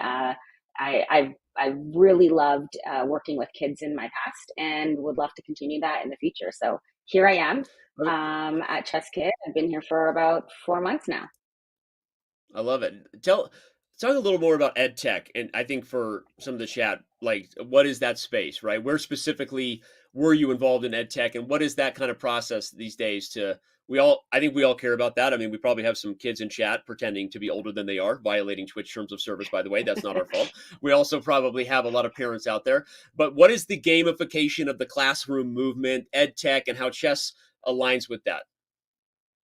Yeah, absolutely. So EdTech stands for Education Technology, in case people didn't know that. And it's really taken off post-COVID, but of course, before COVID, people have probably looked into online learning for their kids, additional homework practice for their kids, a lot of platforms. I've personally worked at some of the largest companies in the world in education, that being Pearson, as well as the gaming world as well. And really post-COVID, parents are looking for ways to engage kids in a fun, safe environment. So pre-COVID, it was like, oh, go do these practice lessons online and it'll augment your learning in class. Post-COVID, learning has really changed and we've learned so many things from research. I don't want to bore everybody with quoting research, but I will mention that learning loss really starts happening after grade 3 for kids.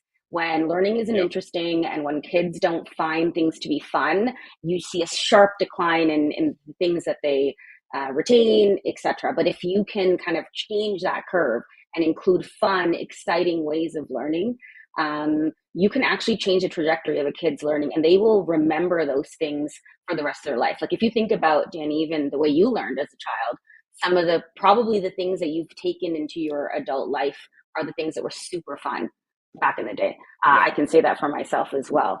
And so that is really what ed tech is trying to do. And not many companies can do it that well. I'll just say that, well, some of which I have worked for in the past. But what I love about ChessKid and chess.com specifically is it's like, make it fun, make it amazing, and kids are just going to be super happy in learning and developing. So I'm really a proponent of that. It's awesome. I know we've got some topics to get into, kind of maybe double click a little more on the I'm using that term double click a lot, by the way. I don't know where I got it. We're going to double click a little more on some of the stuff you said about the ed tech, and also talk about what's next for ChessKid. Let's talk a little bit about some of the exciting things that have been happening with ChessKid recently. There was a partnership that we struck with the Bolivian Ministry for Chess, the Bolivian Chess Federation. What was that about, and what were some of the things to kind of highlight there? Yeah, the team did an amazing job on kind of striking this deal. This allows over 100,000 kids in Bolivia and over 17,000 teachers in Bolivia to access ChessKid on a daily basis, to be used within school, at home, etc. It's exactly what we're here to do at ChessKid, is like bring the love of chess to the world and to kids early. So the team worked super hard on this. These things don't happen overnight, and so I want to recognize that. But this is just one of the ways in which we're excited to bring chess to kids globally, whether there's access issues or not. We're here to help the world, and we're here to partner with governments, associations, etc., to be able to make the love of chess come to life. So super excited. Congrats to the team if you're listening. No, I love it. And yeah, the team who made that happen, I mean, obviously it's a huge movement. You're talking about a partnership with an entire country, and, bringing more than 100,000 kids into the game. And I'm going to go off script here and just ask, why can't this happen in the US? The US is really interesting. School systems, the education system is quite different. I don't know if I mentioned this on the show. Actually, I'm a proud Canadian, but I know a lot about the U.S. education system. Most of my or why does it happen in Canada? I'll say even so. Shout out to Toronto. Go ahead. Yeah, hype up Toronto. We have not established chess, or actually game-based learning, I'll just use that as a category, as a critical learning skill in the North American education system.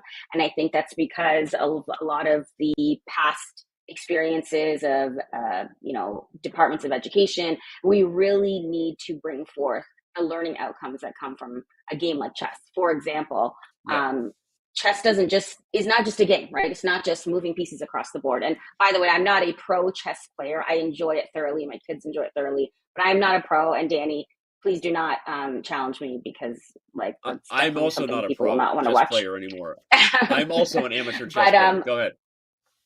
But there's so many things that come out of it, like critical thinking, risk analysis, things that we don't teach kids in the school systems as a subject today, however, are so critical for the jobs of tomorrow. There's been so many, again, I don't want to lean too much on research because I know that can be boring, but there's so much out there that suggests we aren't getting our kids ready for the tech world of tomorrow, because we don't teach these soft skills within the school systems. And I think other countries a little bit more further advanced than maybe North America is in that area. But, anyone listening out there would love to chat about how we get ChessKid into school systems more in North America, because it's such a critical skill. Yeah, and I know that, I mean, you obviously talked about Bolivia, but I know it's happening in other countries that maybe have a deeper cultural appreciation for the game. In Hungary, for example, obviously shout out to Judah Polgar and everything she does with the Polgar Chess Foundation. But there's a program there that literally is aligning with the curriculum. When kids learn, 3 + 5, they see rook plus bishop, or the other way around, bishop plus rook, and in some classrooms, and just aligning it with the core curriculum at an early age. I think if we believe in the benefits of eventually diving into the game, at any kind of serious level, and what that can do for critical thinking, seems to make sense, right? Chess is a critical life skill. Noted. It is. Chess is a critical life skill. I think so. Well, it's going 100%. to become more of it. Or I think chat was trolling us a little bit, but okay, all right. We'll come back to that. We certainly think it is, or we wouldn't be here. And you're the one watching the show, So if you're being sarcastic, you're watching a chess show. You're basically watching a chess podcast, and which is even more next level. So, all right. Speaking of next level, Colson, Alice Lee, someone who ChessKid has had the pleasure of working with at different times. People saw her be a star in the Pro Chess League. Became the third youngest female IM in history. Talk a little bit about ChessKid's relationship with Alice, just how awesome this is to see her doing what she does, and your thoughts on this achievement. Yeah, ChessKid has worked with Alice for quite some time now, but I just want to say 13 years old, I don't even know what I was doing at 13 years old. This is a huge accomplishment. Huge. Just shout out to Alice. I know what I was doing. I was playing chess. Not as good as Alice Lee. That's what I was doing at 13. So I was definitely not playing chess and definitely not as good as Alice Lee even now at this age. But what I love about this, it's just, you were talking a little bit about women in chess earlier, Danny, and this is so amazing to see diverse women at such a young age do amazing things in this field. And I'm super excited to see what she does next.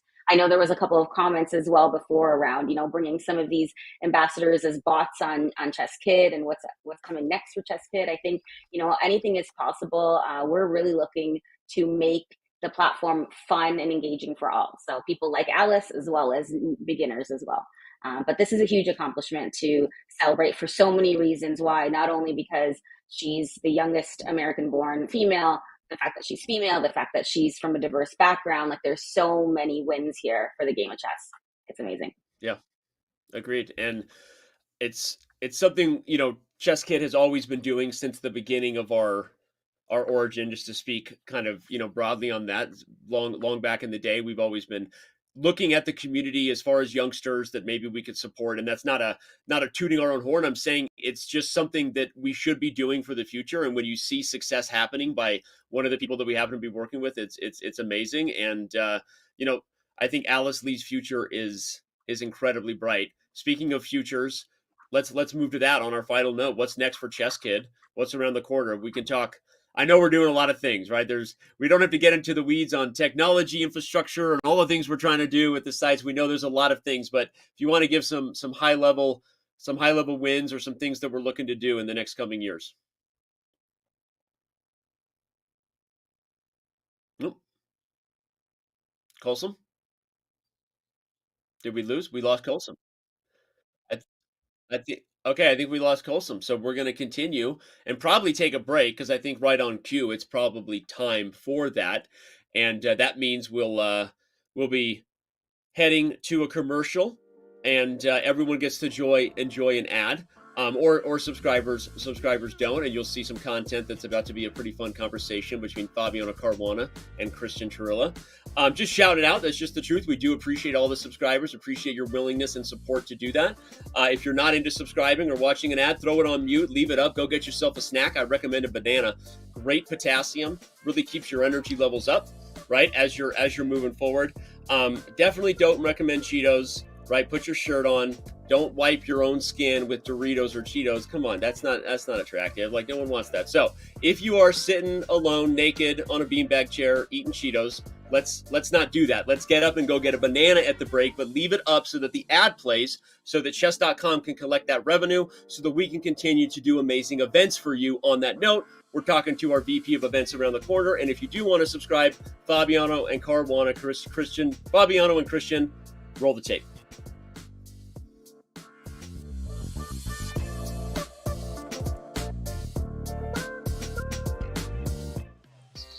Confusing one. Yeah, this one is a bit difficult. I can say. I thought that you didn't solve it for a second. Good job. So I'm going to show you some puzzles. You're going to have 10 seconds to look at the tablet, and then I'm going to take the tablet away, and you're going to have to give me the solution. Okay. You ready? Sure. All right. Mate in 5, white move.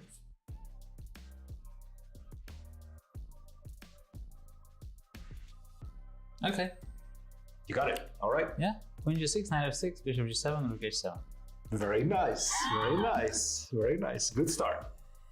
Okay. Queen G6. Yes. Queen G6, Knight E7, Bishop F8, Knight D5. No, wait. Where's...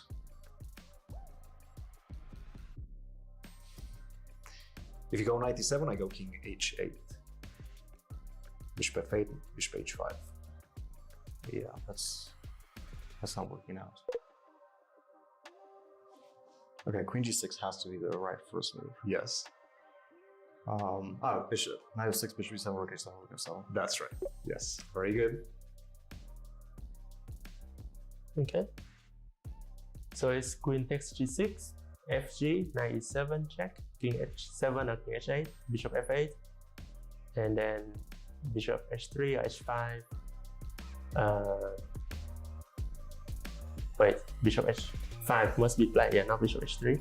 Bishop H5, and Knight G5, King H8, and then Knight takes G6. Is that 5 move?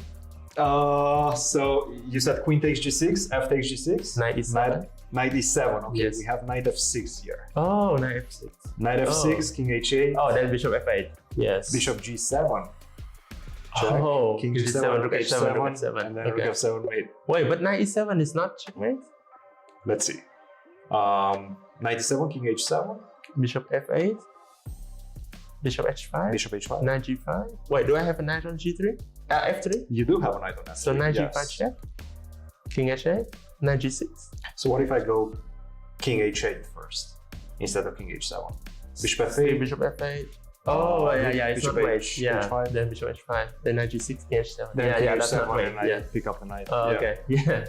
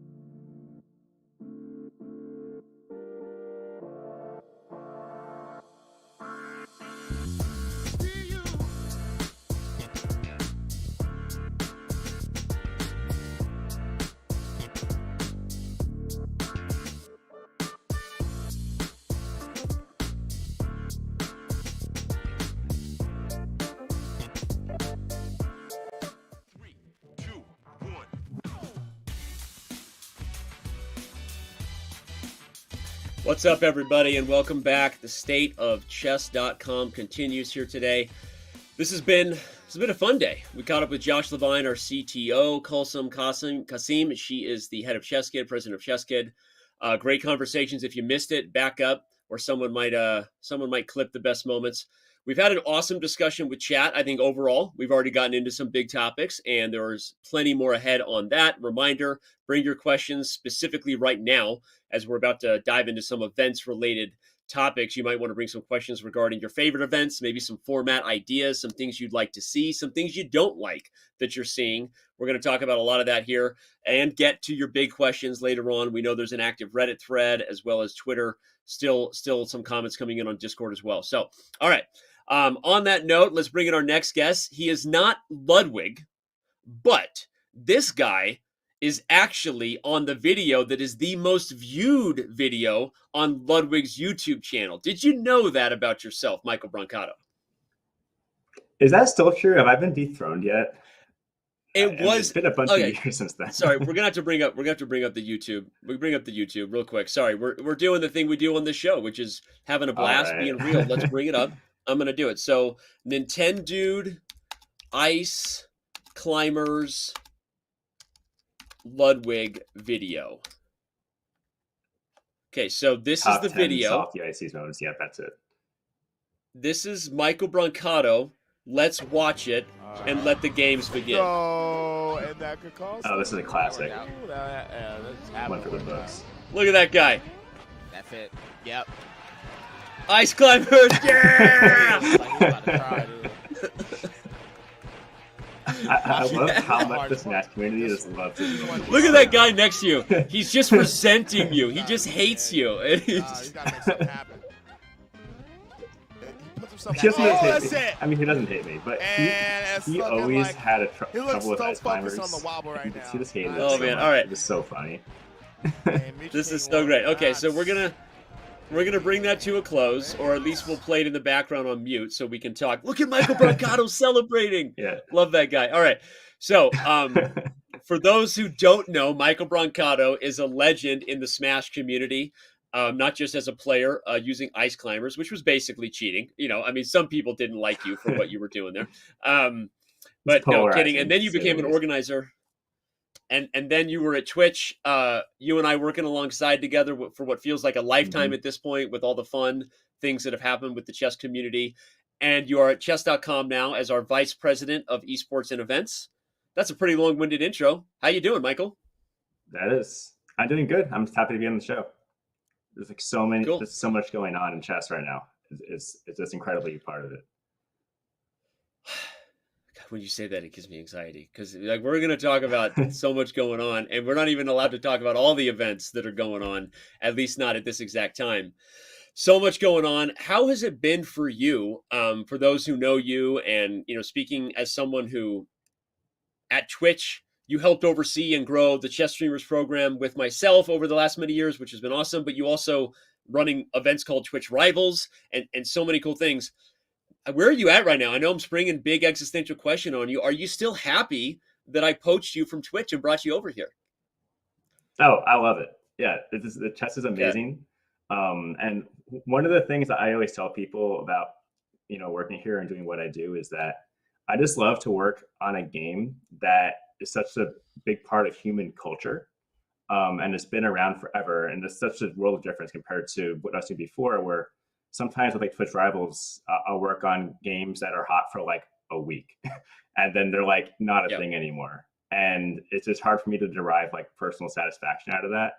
So to be able to like have an impact that's going to last for, you know, many generations, presumably, is, I don't know, brings me a lot of joy. And I just love to be part of that.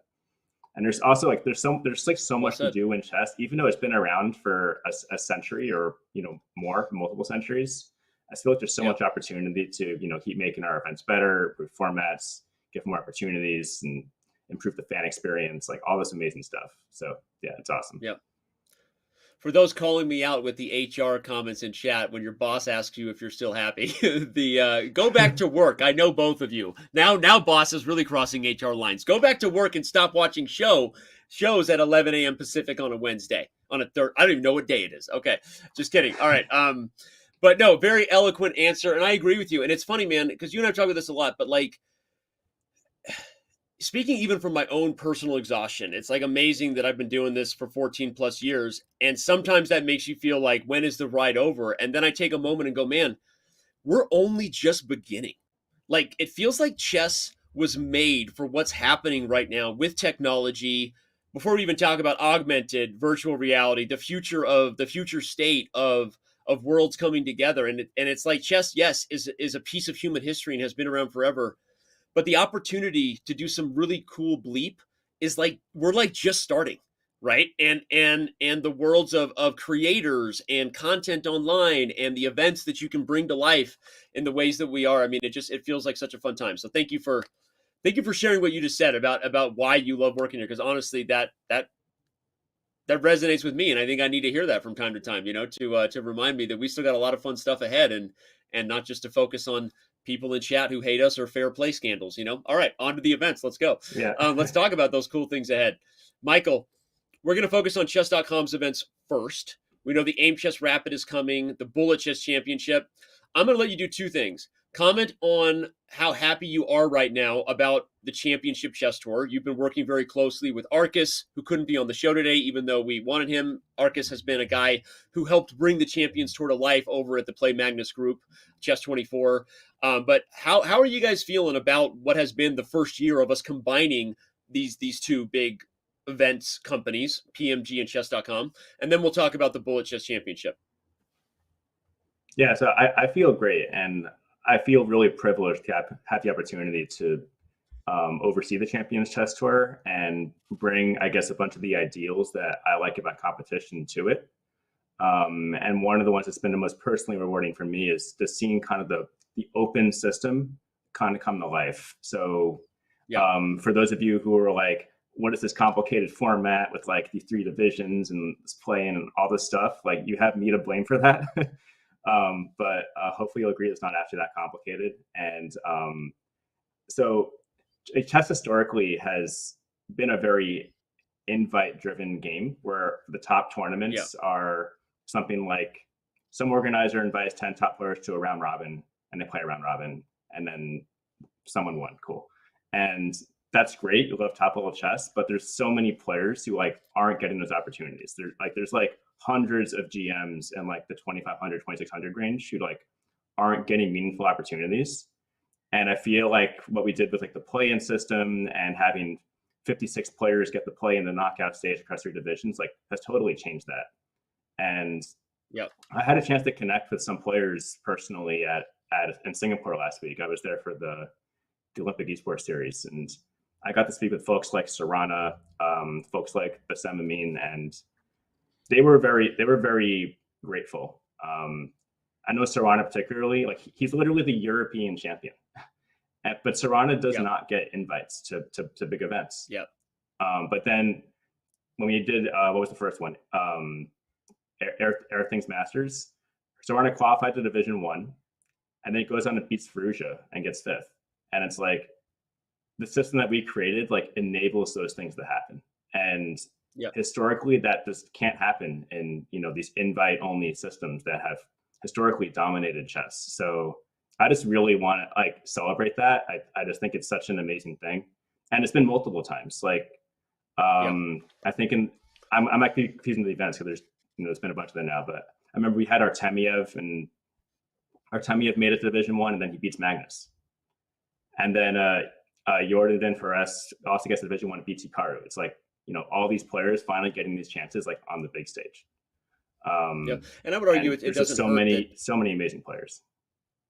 I'm sorry, I would agree with you, and I would say, as evidence to the names on the screen here, it doesn't hurt that still we're finding the right balance between giving the opportunities to players who wouldn't have them, but a format that still makes sure whoever the best player is going to win. It doesn't have so much chance that it goes away. And, you see names, Carlsen, Caruana, So, Abdusaturov, they're playing in the next one because they're in Division 1. If we were to look at the names that already qualified for the finals, you have Nakamura, right? You have Carlsen. And I think that there's going to be some really great surprise names there too, combined with having a format that is deep enough and rich enough that whoever plays the best chess, in theory, the best players in the world should play the best chess, will still be there when it matters most, which is also what the fans want to see. So anyway, I love it. I agree. I think the future is bright with that. And it was a very complex problem to solve. So shout out to you and Arcus and the team for doing that. Really quick. Why are we spending $100,000 on a bullet event? I keep trying to get you to spend less money. What is wrong with you? $100,000 for a bullet event that's going to be like a few hours long. What is going on? Yeah, so the Bullet Chess Championship returns for, I think it's 4th year or 5th year? I actually forget which one it is, but we're going to have an amazing lineup. Today we actually got verbal confirmation from Magnus that he's going to play at the championship. And we also have verbal confirmation from Ferrugia. And hopefully Hikaru will also be joining those ranks. And then we'll have the most star-studded bullet championship of all time, pretty much.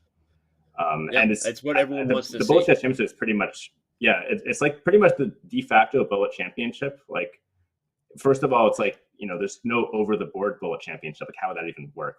Right. Like, we all saw that Right. video from the Armageddon series of the pieces flying. Like, We're- if anyone ever we're tried not to run an technically offline allowed Bullet to Championship, call it. We're not allowed to call it the Bullet World Championship because of a certain international governing body. I'm just kidding. Shout out to you, Fide. But no, it basically is the Bullet World Chess Championship, right? Because it's an online game, first and foremost. And I think this will be the first year since long ago. Is that your fire alarm? That's amazing. That's my far. I'm so sorry. Oh my gosh, that's awesome. I'm gonna mute myself for 1 second. Give me a second.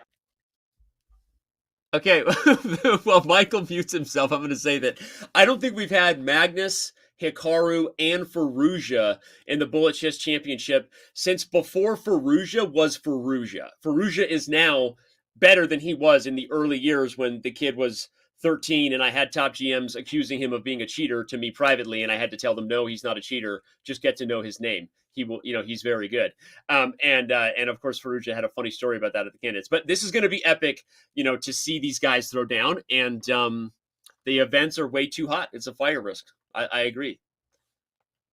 Yeah, Michael, it's funny. My team literally chose today of all days out of the entire year to run their fire alarm tests. So, but the show moves on. The show moves on. Let's talk about moving on to the over-the-board chess events that are happening. Of course, there are many. And we don't mean to disparage the fact that we can't make a list of all chess events in the world because there's too many chess events. But obviously the Women's World Championship is coming up. This is going to be pretty epic. We've got the FIDE World Cup.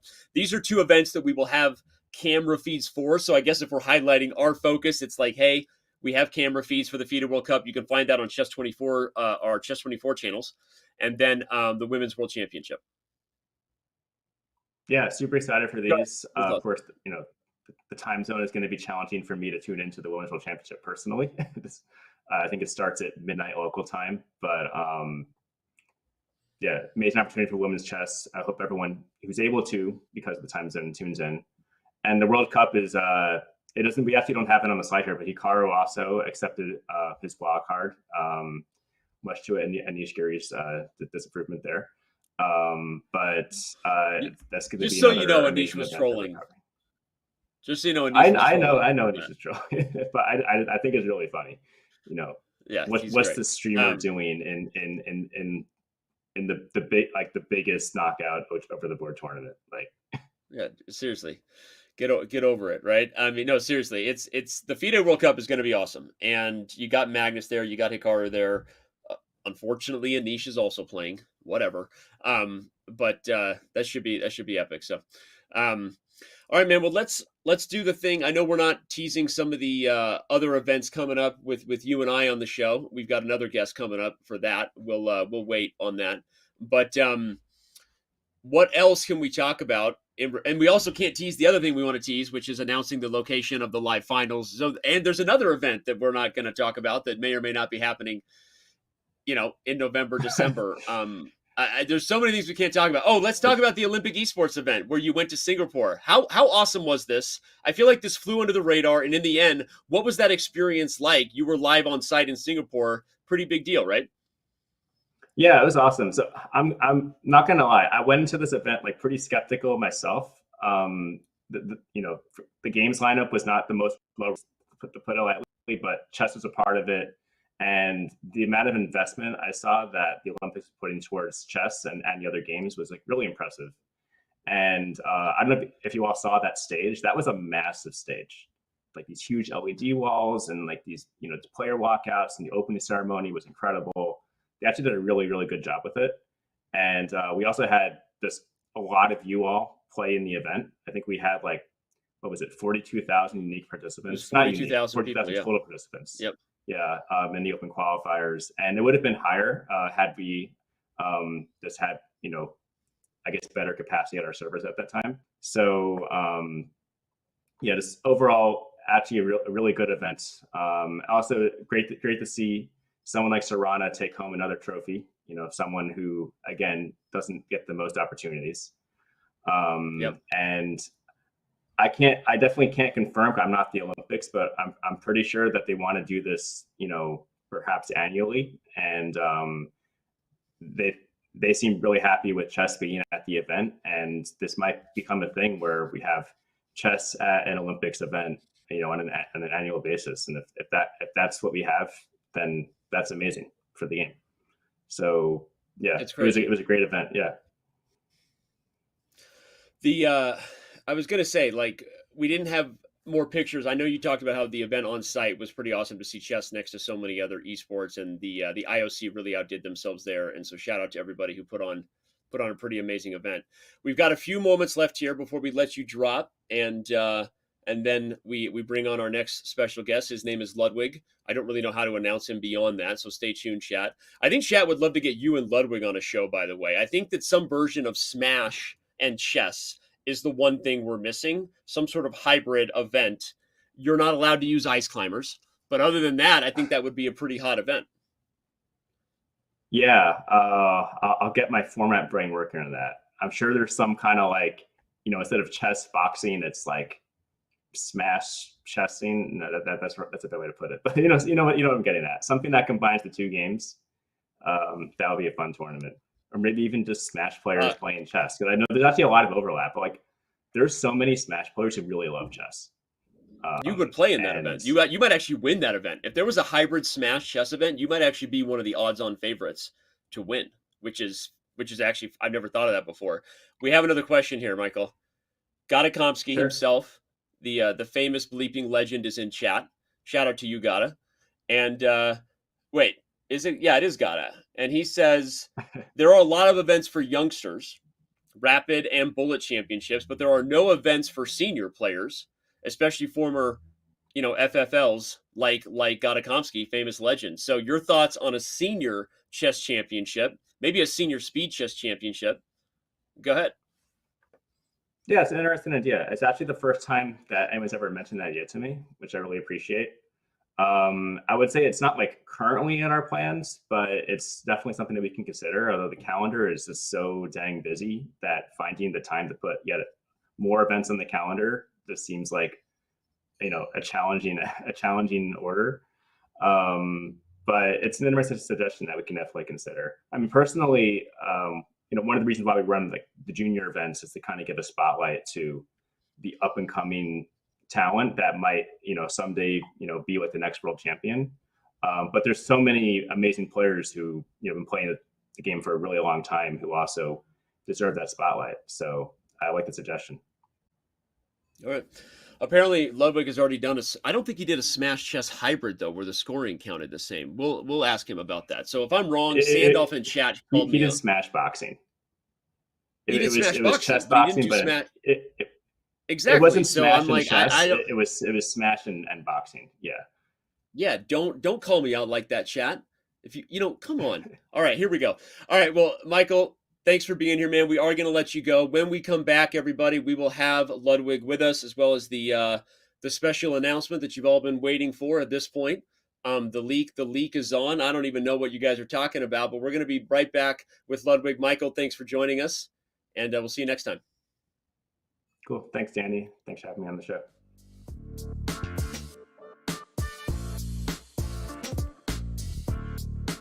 Your subscription makes shows like this possible, which is why our Twitch subscribers will never see ads on chess.com. Connect your chess.com account and Twitch account at go.chess.com/connectaccounts, and bang, boom, voila, you're done. 100% ad-free bliss forevermore. Whether you're following our events on site or on stream, type the command connect in the chat, and thank you for helping bring these shows to life.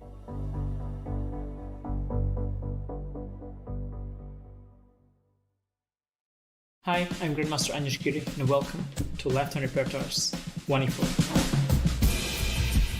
The so-called Latvian gambit is horrible. F5, knight takes e5.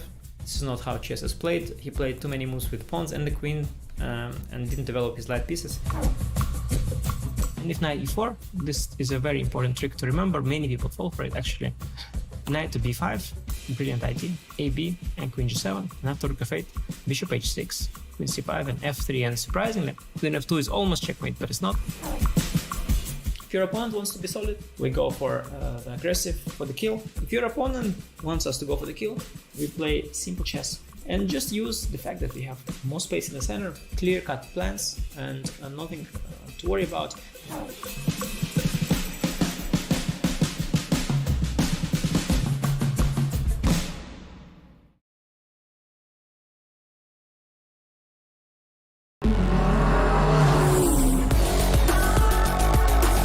Oh my goodness, knight d8? Whoa. Bishop d5 is mate. No way! It has to give us mate! You bloated mate! Chance, rook f7. Oh, whoa, no! No! No!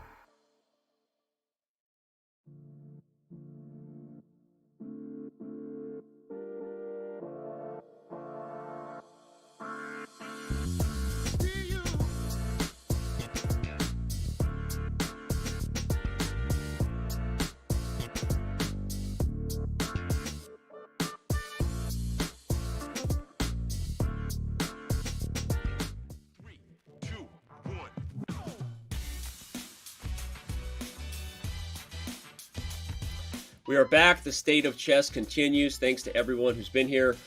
Man, we've talked tech. We've talked ChessKid. We've talked events. There's a lot we've talked about. I know a lot of you are here for what we're going to talk about next. And that's not the community AMA portion that will round out the show. We'll get to that. I'm going to jump right in right now to a guy who I see on camera ready to join us. He's ready. And the first obvious question is, Ludwig, what are you doing here? Are you allowed to be on Twitch? Oh my gosh, don't hit me with, yes, I'm allowed to be on Twitch, Danny, and I'm happy you brought me on to have my announcement that I'm moving to Kick full time. That's what this is all about. That's it. That's the announcement. Well, that's where all the Clip it and chess ship players it, go, world. Danny. Yeah, this is how I thought I could break this 1,300 ELO ceiling that I've been stuck with for a couple of years. Because I see the great chess players go there. I figure that's how I can get some more ELO points. I've heard they've inflated numbers.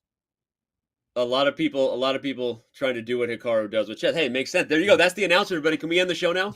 I'm done. That was it. Yeah, Ludwig's going to go. Kick. I mean, that's all I need to do. Clip it and ship it. Life? All right, Lud. Life is good. Thanks for asking. Yeah, how's State life of Chess with you? is good. It's funny to do State of Chess after 2,000 years. You know, like what changed this year? Yeah. Right. That's a really good point. Like, what has actually changed in the last little bit? Although a lot has changed in the last few years. You know, that's when I was thinking about how to introduce you. I was like, he's a streamer, he's a creator. No one likes to be called an influencer anymore. You're a lot of people call you Mr. PogChamp around chess.com parts because that's how you came to the chess community. But how do you like to introduce yourself when you walk in a room after the doves fly? Like, what do you like to say? I say, hey, I'm Ludwig and I stream sometimes. And that's my whole intro. Okay. What do you think? Maybe I missed that. I think that sounds great. I think that's great. That sounds great. It's accurate. It is accurate. Well, he's the hand and brain champion with Robert Hess, who's in chat. That's probably how you introduce yourself. Yeah, I don't Right like there. to boast, but it is true. I am a champion of chess. I did win the hand brain event with Hess, and since then I've not improved at chess at all. Still a flat 1200 I'm not rated gonna player. lie. Yep. You guys were such underdogs in that match. Like you had, I love you, Lud, but you had no business winning that game. But you did it. So that actually is something you should be proud of. I mean, I'm going to insult you right away. Like you were up against Sardoche, and you won. You should be flexing that more often. I cooked everybody in that contest. I think I cooked Northern Lion as well. Look, I can't take too much credit because Hess was there with me. Without him, I have not won diddly squat. We know I'm like the 4-time PogChamps loser. But yeah, with Hess by my side, nothing but dubs. All right. Well, there is another announcement that we have, although neither of us really came prepared to talk about it. And so if it's okay with you, Lud, I'm gonna let a video play, and then you and I will talk about what the other announcement is besides you going to kick. Okay. All right. Let's see it. Let's do it. Roll the tape. 3, 2, 1. Get ready.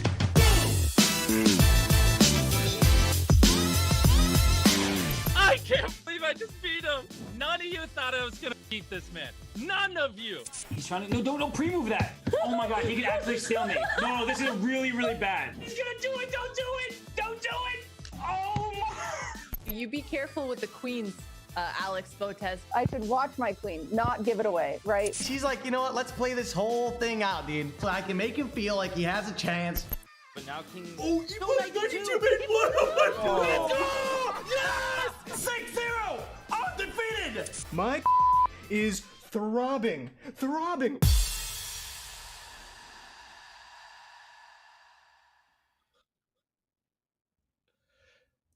So that's not even the biggest news about the fact that PogChamps is back, baby. Let it play. PogChamps 5, it's finally here. The people have been waiting.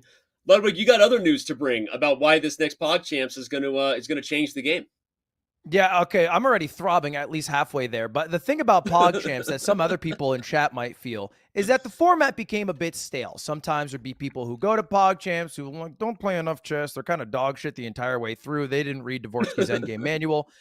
And the you know, it doesn't feel like there's been enough innovation. Oh, another creator plays chess. Who gives a shit? This time, all right, I begged Danny. I said, Danny, let's stop doing this like we're in the middle of COVID, okay? Let's bring the influencers in person. Let's do an over-the-board PogChamps finals. And by God, finally, Danny, you've listened to me, all right? After I've asked you several times to give me the GM title on chess.com, you haven't done any of that.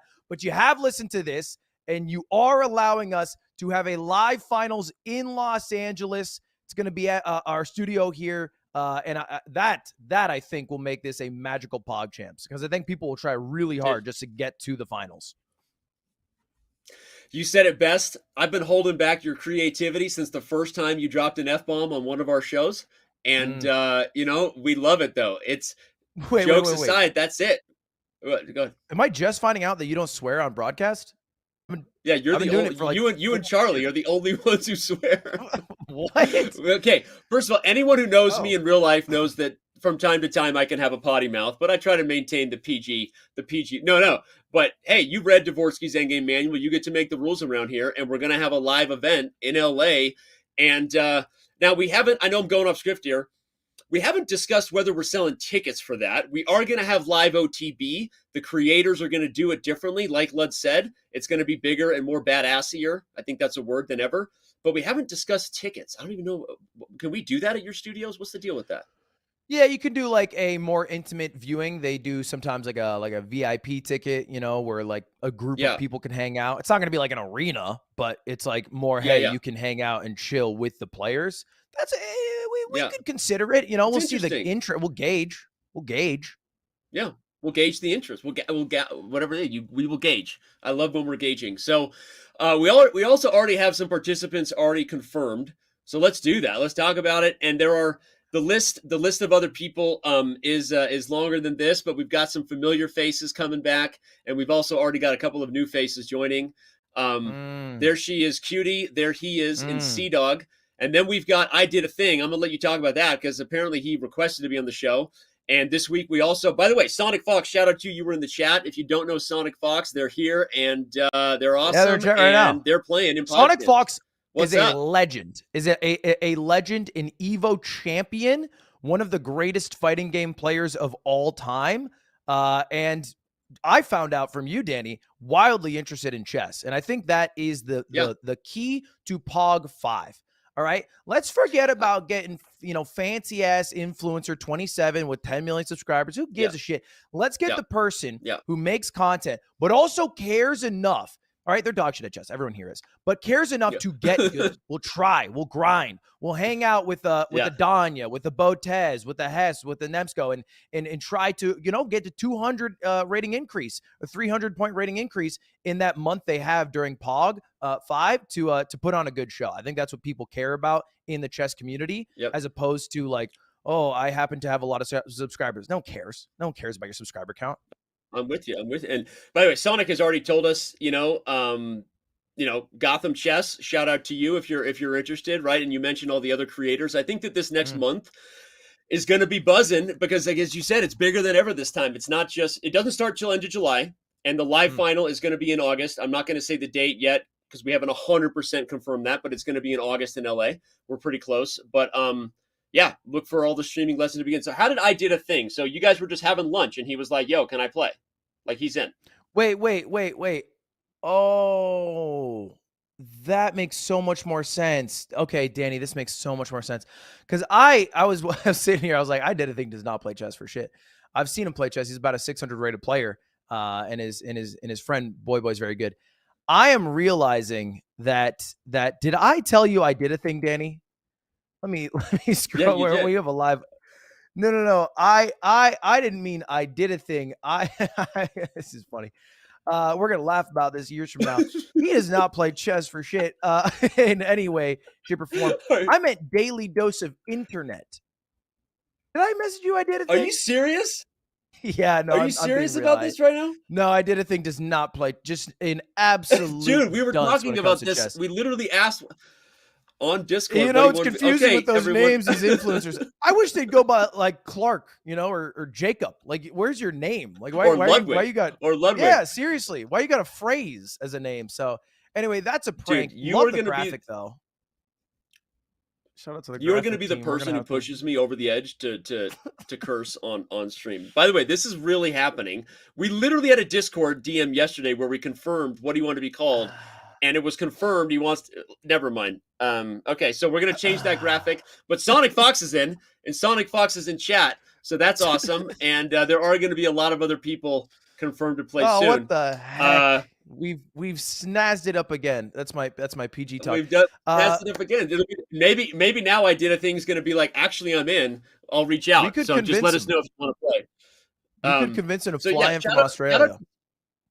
Sonic Fox just said in chat, Lud, that he's been watching for 2 years. For those who don't know, I guess I can reveal a little behind the scenes that Sonic almost played in our last edition of Tournament Arc. For those of you who don't know, is kind of an event we did PogChamp style for people in anime and fighting game stuff. And I know that there was a schedule conflict, so Sonic is not full of it. They've been working hard. Here we are, and I don't know, maybe early odds-on dark horse favorite to win. We'll see. So let's. I can't believe you did that. I can't believe you confused it. Look, Danny, it was a little mess up. Screenshot. I Did a Thing, daily dose of internet. Like, that's an easy thing to mess up. That's an easy. There's a lot of D's in those names. It's a whole phrase. The fact is, though, that I am talking to a lot of influencers who I think are very excited about just grinding chess and getting good and winning. And I think there's a little bit of anxiety, nerves about the live finals, but also some excitement around it too. Like I've played over the board. My rating drops 500 points instantly just because I don't know how to view it unless I'm at a bird's eye view. So I think it'll be really interesting. If there's any creators who are interested, feel free to reach out as well. The list ain't final yet. We're working on some names. Maybe someone cool who I don't know is interested in chess wants to play. So I figure that's what I just found our Discord DM. You said I Did a Thing in Discord. I don't believe that. Yeah, it's a it's a liberal run site, Danny. So they can change that. It's a lot of misinformation there. I wouldn't trust all that all that data and what have you. Okay. Let's just focus on the positives Okay. here, Danny, which is that we get to Yeah. work together and we love working together because it's an easygoing do. relationship, no flaws at all, and $100 grand. $100 grand. $100,000, ladies and gentlemen. Tell him what he's won, Johnny. So 100 grand. But again, live final. That's also a huge prize. We're going to fly you to LA, creator out there. Probably put you up in a 2-star hotel, given Ludwig's budget these days. You know, we'll see what we can squeeze, and we'll go from there. What else are we supposed to say? Let's bring up the event format. It's the one that you know and love. We got 16 players. We're going to break them into groups, do our best, and then people are going to be repaired once we know who the losers and the winners are. And then the bottom group, and by the way, the finals is going to be the consolation and the championship final participants. So that'll be sweet. Yeah, I mean, if we think of the best PogChamps matchups, oftentimes they end up being the consolation bracket because although it's a lower chess rating, there's a lot of excitement because they're trying as hard, right? They're just worse. They haven't played as long, but they care. They try really hard. It's led to some amazing moments, you know, like the Moist Critical XQC game. And so I think not having the consolation in person would be a mistake. So let's have both finals in person at the very least, and maybe some more. We'll see. And I'd be curious if people in chat have anyone in mind they'd want to be a participant on this one. Let's do it. Who's the chat? Chat, feeling? this is your chance. We have a list. I have a list in front of me from the Discord DM, so that is fact. But give us who you want. While we get some suggestions. Well, we got some suggestions. Let's Valkyrie, Hikaru, Moist Critical.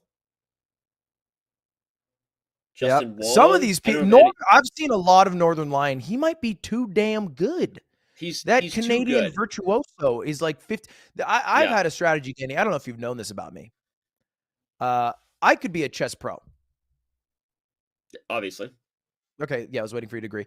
And I intentionally stay at a 1200 rating, and I have for 4 years just to get invited back to Pog. That's been my strategy. Right? You sandbagging son of a you Whoa, kids show. You know? Jeez. Danny. Okay, but let's talk about that. So you're not going to play this year. At least that's not the plan right now. You're gonna commentate, do a watch party, and kind of, you know, that's the plan. Although these days, the best plan is no plan. Yes.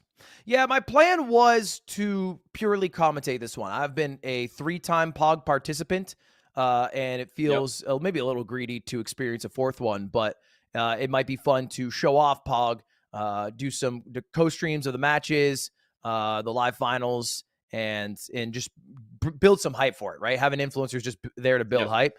But maybe I'll get lonely. Maybe I'll look at my empty trophy cabinet and wish that there was a Pog of a trophy there. We'll see. Well, I'll see what the people say. It looks like I Did a Thing is already down to do it.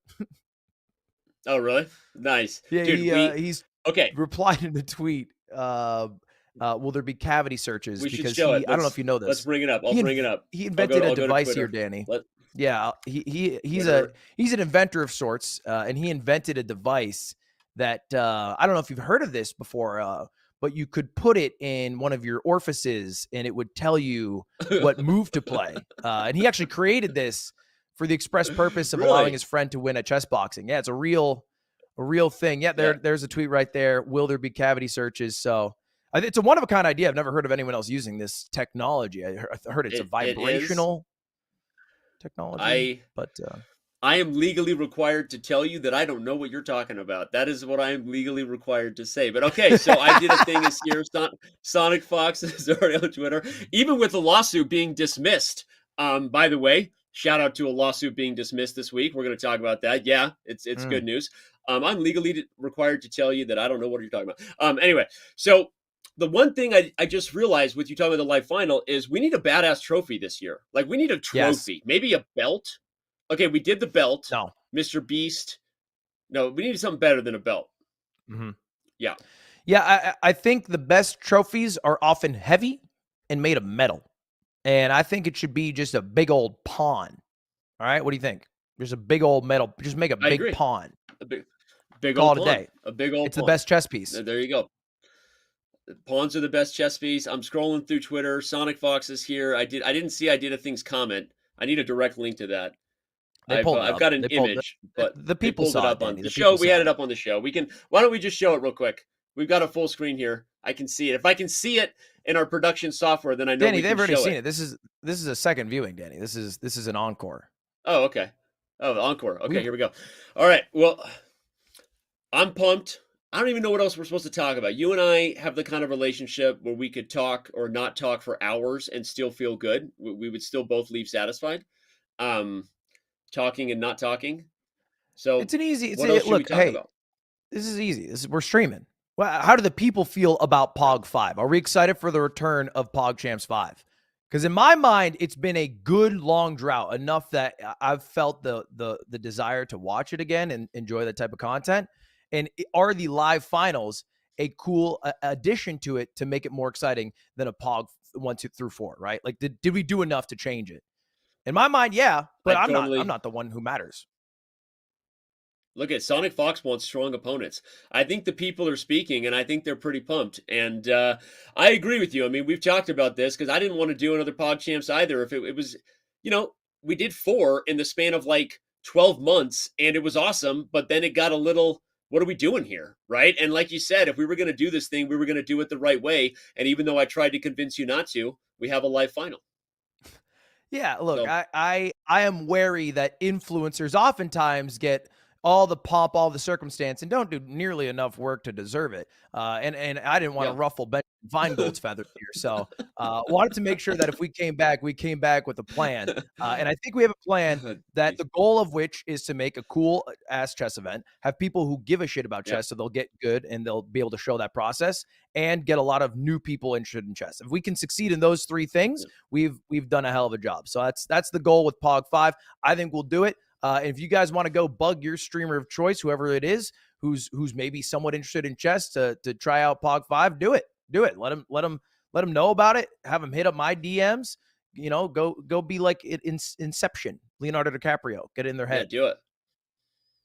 I love it. Let's do it. Go do it. Go out there now. Fly and tell the creators about this event. Go, little birdies. Go tell them what you've heard here today, and know that it is true. A live final of PogChamps shall return henceforth in August. Ludwig, and I am going. I don't want to make this awkward, but DM where I said I did a thing to you. Do that ASAP because it's gonna be off the. What do they say? Your phone's gonna be ringing off the chain, off the hook. How are you as old as you are? It impresses me. I know it's awkward. It's surprising that we get along as well as we do. You're an old soul. I'd like a compliment back. I've seen you wear a chess costume. Thank you. That's all I needed to hear. I dress up in a green pawn.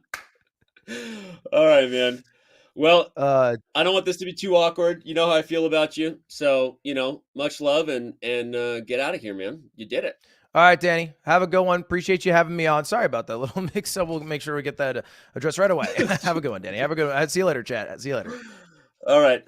We're going to say bye to Ludwig here before we take a break. I cannot believe that, actually. That's hilarious. And I did a thing is already in, so I guess it doesn't matter. So appreciate that. That's an accidental way to hook someone in. What do they call it? We did the fish thing where you go get someone interested. I don't know. That's probably not appropriate to talk about. So we're going to take me off camera, and I'm going to be right back in just a few moments with our last segment, which is the community Q&A. The State of Chess returns in a few.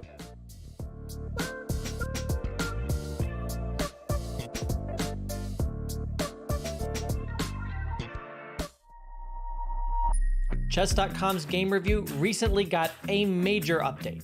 Here are 4 key notes. At the end of each game review, you will now see a summary of the game from your coach, your performance rating for that game, and a quick grade for you and your opponent in the opening, middle game, and end game. We've added a new classification called miss for when a move fails to take advantage of an opportunity, but it is otherwise a sound move. We've also changed the definition of blunder. Now a move will only be considered a blunder if it loses material or allows a checkmate. Coach will now draw arrows and highlight squares when you hover over or click on the highlighted words in the move explanations. This should make move explanations easier to follow. Finally, Coach's explanations will now reference specific pieces and threats in the explanations, making move explanations much more intuitive. The new game review experience is available on chess.com right now.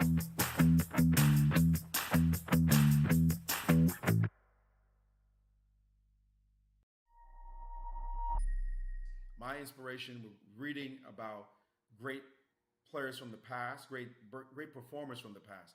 Arthur Ashe, reading his life, his legacy. Jackie Robinson, who was even earlier.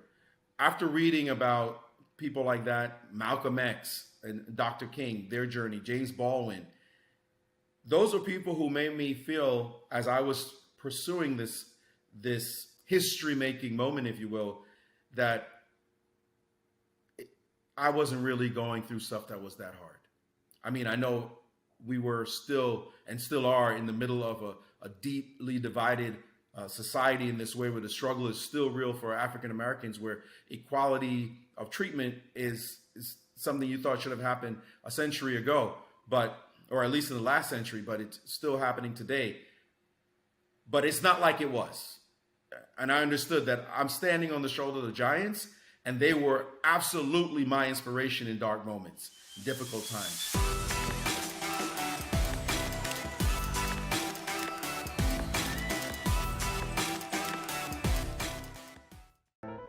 Okay, if I lose a game before I go to sleep, I have to play until I win.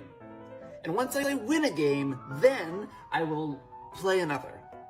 Why isn't my chess rating going up?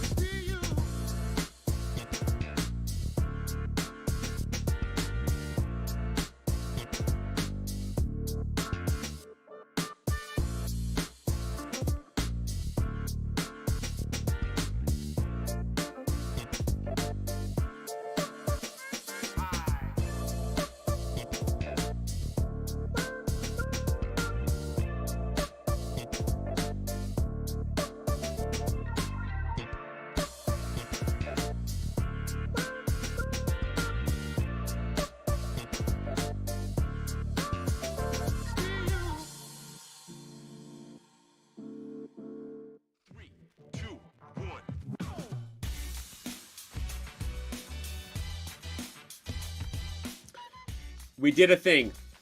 We did a thing, chat. Enjoy the music. I did a thing is apparently into doing chess things, and he's going to be in PogChamps 5. We're going to play that video one more time before the show's over because it's a sweet video, although we're probably already posting it all over social media.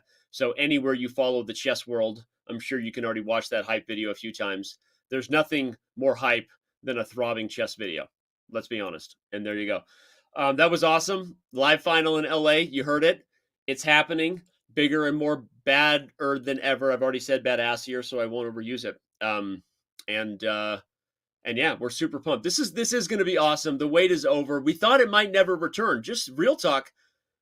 I was open to PogChamps never coming back. I mean, it was an amazing movement, something that was super special. Half the people here might be into chess because of someone like Ludwig or PogChamps. But you know, we did it because it was organic and it was awesome and it was cool. And when it started to peter out, we were open to evolving, and we've been doing things like Blitz Champs, which is currently organic and awesome and cool, and NFL Superstars. We just did one with college. We've got things going on with other kind of genres. The idea of bringing people who aren't traditionally thought of as chess players into the chess world is what we're doing with this, and it's awesome. But good news is we ultimately, I think the wait was long enough. I think the temperature in chess boiled up just enough. Obviously, Ludwig, being who he is, who while he's gone now, I can actually talk good about him. He is like Mr. PogChamp, literally defines all that is good about that event. I mean, no joking, right? He actually cares. He actually loves chess, and Mr. Chess Boxing now. So I think doing it this way, partnering with him and bringing a live final to LA, what else could you ask for? Chat, what else could you ask for? Are you not entertained? By the way, did that one guy get a diamond membership that I shouted out? I hope he did.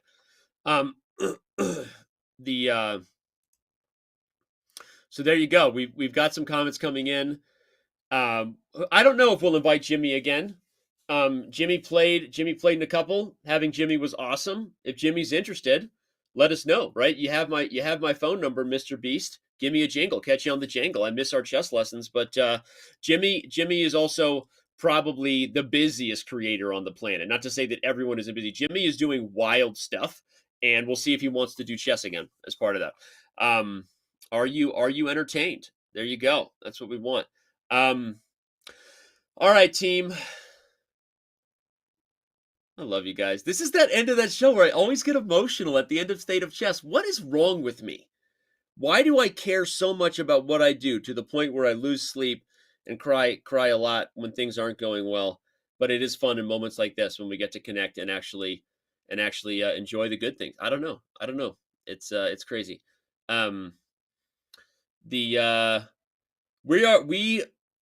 I don't want to say 100% yes on that, because that would probably be speaking a little bit out of turn in terms of the product team. But we are working on more benefits for Chessable and Chess.com Premium. To answer your question about Chessable Pro, I'm not going to say 100% that that's happening. It might be even better than that.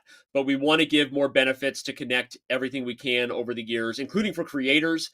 We have a great affiliate program on Chess.com where all of your creators, your Hikarus, Botez, Levy, if you don't know, and all of them, Chess Bras, when you sign up through their affiliate code, that's a hard check that they're getting. And I don't want to spill unnecessary financial goods, but all of your creators are benefiting from the growth of the chess community, and that affiliate thing is real. It's not just a game. And we want to do similar and great things for all the ways to people who are already here loving chess and probably spending money on a hobby that they think is good for them, to make sure that they're benefiting their favorite creators. And we're going to do more similar stuff with Chessable Pro and other things. So I don't want to get too into that, because it would be me doing the thing I shouldn't do. There you go. Just got a text from my wife. 1 second.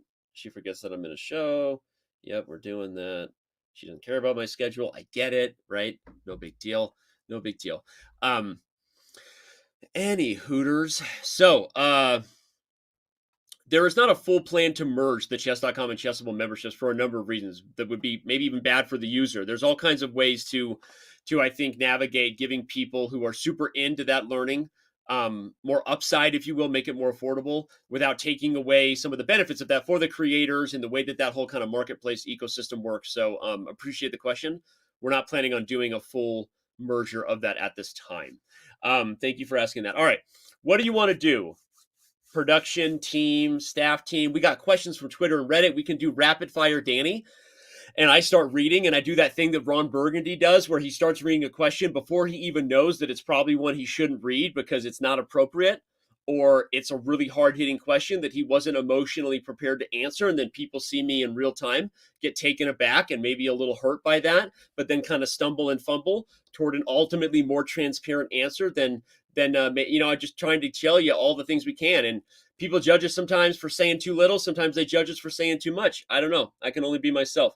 And there you go. Rapid question, Danny. Let's go. Pain Tensei has spoken. By the way, Ludwig gave a shout out for everyone here to let whoever creators you have. We already have 4 of them confirmed. Apparently 5 now, because we have Daily Dose of Entertainment. And then we also have I Did a Thing via Twitter. If you have creators you want in it, let us know. Sonic Fox is clearly ready. They're in chat. I'm actually super pumped to see Sonic Fox. I feel like everybody is pumped. That is a star, and that is a person who loves chess in a very real way. And I can't wait to see what Sonic does. And we know that there's going to be streams with Gotham and others probably. Levy is on vacation right there for those of you who don't know, but it's all going to happen. So no, Daily Dose wouldn't be the 6th.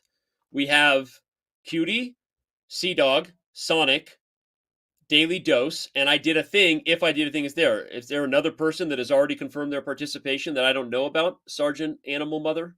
By the way, amazing name, Sergeant Animal Mother. That is some next level stuff. Thank you for that name. The Sonic Fox. That's right. I don't know who the other person was that is confirmed. There you go. All right. The first rapid fire question. Here we go. Here we go. Twitter. How does chess.com plan to continue monetizing the game of chess? I don't know if that's a troll or an honest question. You know, I would say that, look, chess is the original open source game and nobody owns it by design, and anybody can start a chess website, write a chess book, as they should always be able to. Chess.com obviously has a business model that monetizes the motivation to get better and does so only by providing a great product. And you know, what I can say on that, if there is some criticism to it, that I don't think there should be. I mean, our company is awesome, doing amazing things, and almost 700 people with jobs, and investing heavily in the ecosystem and millions of dollars in the game. I'm not going to do the thing where I defend ourselves for being a business. I'm sorry. I'm sure all of you also, unfortunately, live in a world that requires some form of currency to do what you do. So I'm not going to do that thing. I don't need to. I'm actually going to speak more broadly on the fact that one of the things about our company that I actually really appreciate is at the core of driving us toward always innovating and always investing is actually that we don't own our own product. We don't own the game of chess. And so there's two ways to say the same thing. And two ways to say the same thing. You guys are monetizing chess. You guys are monetizing chess. Like, damn, right? Because by definition, if you're paying for a premium membership, it's because the product itself is something that is good enough to do it. And we don't even own any product we ever built. Any chess website in the world can do a game review, a puzzles, a whatever, right? And if we're better at it, if we're innovating and hiring brilliant minds like Josh Levine, would you be mad at us for that? And paying and supporting like a financial livelihood and investing in the idea that we can create a product that competes with free. So you can say it two ways and be mad at chess.com, or you can appreciate that we're doing everything we can. The financial ecosystem gives back to players in the game. And there's two ways to say that same sentence. So I think you either are trolling or not. But I'm not going to dive into any other like monetizing trolls for those out there who are here from wherever you are. Lead chess, whatever. Again, I don't care. Like, I literally love the whole chess ecosystem. Everyone is serving a great purpose, including chess.com, Lead Chess, and many others. The game is open source. It should stay that way. No one owns chess. And so to appreciate the idea that we're trying to create an experience that is worth your time and therefore your money. We're trying to create things that help add value to your life on top of something that we don't own. No one can ever prevent chess.com from being disrupted by your Googles, your Amazons, your whatever. If someone wants to make an amazing product that thinks they know chess better than us, bring it on, because I think our team knows game review and knows puzzles and knows how to be badass and actually gives a bleep about all of you and your chess education. Mic drop. And if someone thinks that they can build a better product, then do it. But that's what we're here to do, is to make your chess life awesome. Much love. All right. Do you have plans to release focus mode for the mobile app? I don't know that we can do that because the mobile app is a different experience. If you design a mock-up of focus mode in the mobile app and send it to me on Twitter, I will try to make sure it reaches Eric's hands. Like, as I say, my work marriage CEO and partner. He's the guy who oversees product ultimately. I'm sort of the guy overseeing community. If we were dividing very quickly into two bubbles, and that's up for him to decide. I actually don't know how we would do that. It's interesting. All right. Why the memberships are not lower in third world countries. We actually do have lower memberships in different countries. So that's actually not true. And I can't really speak to all of that right now because I don't have it in front of me. But you should double check that. So we'll move on that. Does chess.com have any competitors? We have many competitors, right? I mean, we talked about it just now that chess is an open source game and anyone can do chess. There are chess apps that exist on some of the biggest sites. You know why you don't know about them? Because chess.com is better. That's why you forgot that Facebook had chess, or that the other sites, or that there are other extensions to a lot of bigger apps. And then there are, of course, a lot of great places to play chess online. So that's the truth. That's true. And I think the chess world will always be thriving and growing because you have to invest and innovate and really be smart, and I think thoughtful about how your community feels about you if you're building a business on a game that belongs to the world. So as I said, there's two ways to always look at that, and I think we should always have competitors, and I hope we do, and I know we do. Who got you into chess and what got me into chess? That's a really long story. I am currently writing a memoir. It is not coming out for probably a couple of years, so you're going to find about all of that and more. And I'm not going to answer that question because in the way I do things, more honesty and transparency than maybe some people deserve in this chat. I'm going to give it anyway. That's what I'm going to hold back on transparently because I think the story is a little too wild to share right now. So you can get my memoir when it's out in a couple of years, and I really appreciate if you do. When will Legend League monthly event restart? I actually don't know the calendar on that in front of me. So shout out to the team who oversees our leagues. I don't know. I don't know when that's. You're like, Danny, don't you know everything? I don't know everything, man. I don't know everything about our site. There's a lot. There's a lot going on right now. Okay, I'm just trying to find a transformer. Ever since Dad died, I developed a gambling problem. All right, Ma's been hiding transformers in the front yard, and I've been looking for Marky Mark ever since it happened. All right, I don't know. Okay, if Queen's Gambit 2 happened, what real-world players would you want it to revolve around? I don't know that I can answer that. That's like, they're like, Danny, use your creative brain. I'm in this rapid fire mode of honesty. So what's my creative brain saying about the Queen's Gambit? I have no idea. I mean, I don't know. Like, maybe it should revolve around Beth Harmon's journey. What happens after the part game, right? And who would be next, right? Maybe they create, instead of the depiction of Bobby Fischer, maybe there's a battle between someone based for Bobby Fischer. Maybe that'd be interesting. Ooh, very nice. Okay. Rank Magnus, Bobby, Kasparov, Anand. In terms of what? In terms of chess? Man, this is tough. You are hitting me in the feels here because Magnus and Gary are 1 and 2. For sure. And in that order. Magnus is 1, Gary is 2. I think a lot of people would argue Bobby for the talent and the legendary performances as far as separation between your current competition. We always talk about that. There's no time machine for Jordan and LeBron. There's no time machine for Fischer and Caspi, but you can kind of measure performance against their peers. And we actually did this with our computer. What did I say in this? So let's just go look at it. Let's go look at it. Ready? Who is the best chess player? I wrote an art player in history caps with chess.com's computer aggregated precision score. Who was the best? It was Carlsen, Kramnik, Caspi, Fischer, Anand. So that's really funny. You don't even have Kramnik in there. But as far as how we measure it with our game review technology, which is a subset of our anti-cheating, but I have to say this many times, we do much more than that when it comes to anti-cheating. So every time you think, oh, a guy scored 99% on the accuracy, like that's cheating, like that's a single game. It is designed to give you a grade of how you're playing. And yes, the best players over a long period would achieve a higher grade. But it's our anti-cheating is more than that. Remember that. Even though it is a subset, in terms of the view of how these players compare to what was objectively the best according to the gods of chess, the stockfishes out there, this is interesting.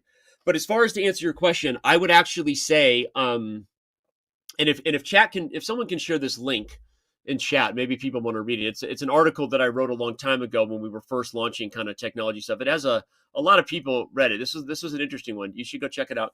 Although of course our technology is better than this now. So it's a little bit dated. But I would probably rank them in that order, right? Probably Fischer over Anand. Again, but Vichy on a personal level pulls on my heartstrings. And when you talk about results and longevity, I actually think there's an argument to be made that Vichy is in the GOAT conversation along with Carlsen and Kasparov. We recently did a video series with Vichy on the site. Can someone share the video lessons we did with Vichy? It was his kind of life and times. If someone could give a link to that in chat, that'd be awesome. The Vichy Anand career is just incredible. like this guy was challenging for the world title in 95, right? And like dude is like still winning world titles if you count World Blitz Championships 2019. Like the guy is nuts. So I think you could put him number 3 over Fischer because of the self-inflicted Fischer wounds, regardless of Fischer's talent. I think that there's a super solid argument that Anand had a better career and deserves to be considered higher because of his achievements there. But okay, that was a very good question. I can't spend that much time on these questions. Can I get an unauthorized speedrun account? The answer is no. You cannot get an unauthorized speedrun account. Every once in a while, someone does it, and then we catch them, and then they get mad at us for banning their account, and we say, you can't do that. Let us know. We're all about content and fun experiences for the community, but don't mess with us, right? It's like, don't bleep with us. It's like the first time a super GM, and I won't say his name, maybe I can call him out. He'd probably love it if I did. This has happened to actually many super GMs, but I'll call him out. He's a nice guy. The first time Lanier Dominguez Perez, LDP, as I like to call him, decided to either put chess.com or our cheat detection to the test and went on like an anonymous account like Run, and we banned him and closed him for cheating. And I don't think he had a main account yet. And then he was like, what are you doing? And I'm like, well, you're a top GM who could be a cheater. You might have just ruined the experience for a bunch of people because you're a top GM. That's on you, bro. Let me know who you are and we will give you an account and we will know. So, this is gray stuff sometimes. And when you see someone, performing at an abnormally reasonable level, you got to act. And so that has actually happened to many top GMs, but that was like a fun little banter we had. All's well that ends well. Shout out to Lanier for being mad at chess.com in the early days. What are your plans to support chess content creators outside of Twitch, YouTube streamers? Well, Chessable is a big one. There are some others, and some of it relates to Chess24 questions. Let's see, it's super stuff to talk about this. I talk about the pillar of the streamer ecosystem, the creator ecosystem, empowering them to sort of, build brands, businesses, monetize the community themselves off of chess.com's back. And we do what we can to embed them and give them viewership and promote their channels, and drive the chess community to Twitch and YouTube. And now Kick, with Hikaru over there, at least to some degree. The idea is then with Chessable to do that on a more robust type of content experience, right? But then I do agree with you. I'm gonna say this: there's something missing. We've got the streamer ecosystem. Turn on the camera and be awesome. We've got the Chessable course, which is hours of work, potentially very big upside. Some of the creators do really well and 6 figures a year on regular courses. There's something more in the middle, and I don't know if it's a podcast thing and we can kind of palantir some of this stuff and kind of like allow people to like support their favorite player on chess.com directly, like with content. Maybe it's like a premium blog type of thing where almost like chess publishing. Shout out to chess publishing. There's a site that is out there for those who don't know, chesspub.com, where it's not quite Chessable and it's not just throw on the camera, not to disparage streamers, right? But it's a little more like creative content world supported by the community. And I have that in the list of things that I really care about doing before my time is done on this green earth. And I check out. So that's what I would say. And we want to do that. By the way, I'm focused on this list. I know you guys are bringing comments. I hope most people are happy. I'm sure the people who, maybe feel like I'm ignoring them or are angry about something and living in their own world. I mean, I love you, be happy, ask yourself, what are you getting out of that story you're telling yourself of negativity? Like, what's your payoff in that, right? Are you getting a payoff in that somewhere? Some sort of self whatever? I don't know. Like, it's always good to reflect on everything we do in life we do because we get a payoff. So what's your payoff if you're in a negative framework and mindset? So maybe work on that. Okay, moving on. If I play a cheater and maybe I get my points refunded, isn't that a waste of my time? That's true, but would you rather not get your points refunded? I don't really understand that. If you're saying you're mad at the world because people do bad things, I don't inherently disagree with you. If you drive and get in a car accident, it was a waste of your time, even if it was 100% someone else's fault. If you get robbed, it was probably a waste of everything you had on you. If someone does even worse than that, it's probably a waste of a lot of good things on the planet. we can't prevent it. We can try to do what's right after it happens. So I don't know. The math isn't that simple, Zardarsh. That's like someone screaming into a void without the consequences of it. Our rating system has taken a lot of hard work to maintain the integrity of it so that it doesn't become crazy inflated. And that's the truth. People care about their chess.com's ratings and their leaderboard position for a reason, because the rating system takes a lot of work. When you're dealing with complicated math and large ELO bands and the Glico 2 system, you have to find a way to make sure that you don't get inflation. And we made some really tough decisions long ago to do that. And I'm proud of what we did there, because not every chess site has done it. And that's why they have inflated ratings. And you can't just feed points into a system without suffering consequences down the road. And, that's how economies work. We got problems with that, with inflation, right? So you can't just give more rating points, Zardarsh, and not have of consequences. I said Glico 2. It's also Glico 1. I was using a Glico term. Jack Sarkeesian, we talked about that with verified as something we did. We are going to be working on a verified system going forward. And again, I won't go. You can back up and maybe someone clip that. I talked about that. It is something we're going to be doing, but it's complicated. We rolled out a verified program that we don't really feel that we thought through properly. And we'd like to really do that when we can do it properly. And whether it's phone, 2FA, picture ID, combo of those things, maybe also if you're premium, that, obviously that's a credit card, so that counts, but premium would not be required. That's not a pay for verification thing. We would find some combo to verify it. And we feel like the reason to do it is there. Maybe it's also a certain amount of games played anyway, but we want to really do it the right way. And we didn't feel like we had done it. So we actually pulled back the verified program, even though we did deliver on the experience for people who had already paid for it. Just remember, we did do that. I know there's been unhappiness about that, but all we really did was pull back the ability for new verified members, and we delivered on the length of the full year promise. We feel like when we bring that back, we want to do it the right way. So that's the answer on that. I don't really know why you banned Hans' chess.com account. If some had to be taken regarding the scandal, it was FIDE's responsibility, not you or even Lee Chess. That is a very complicated story.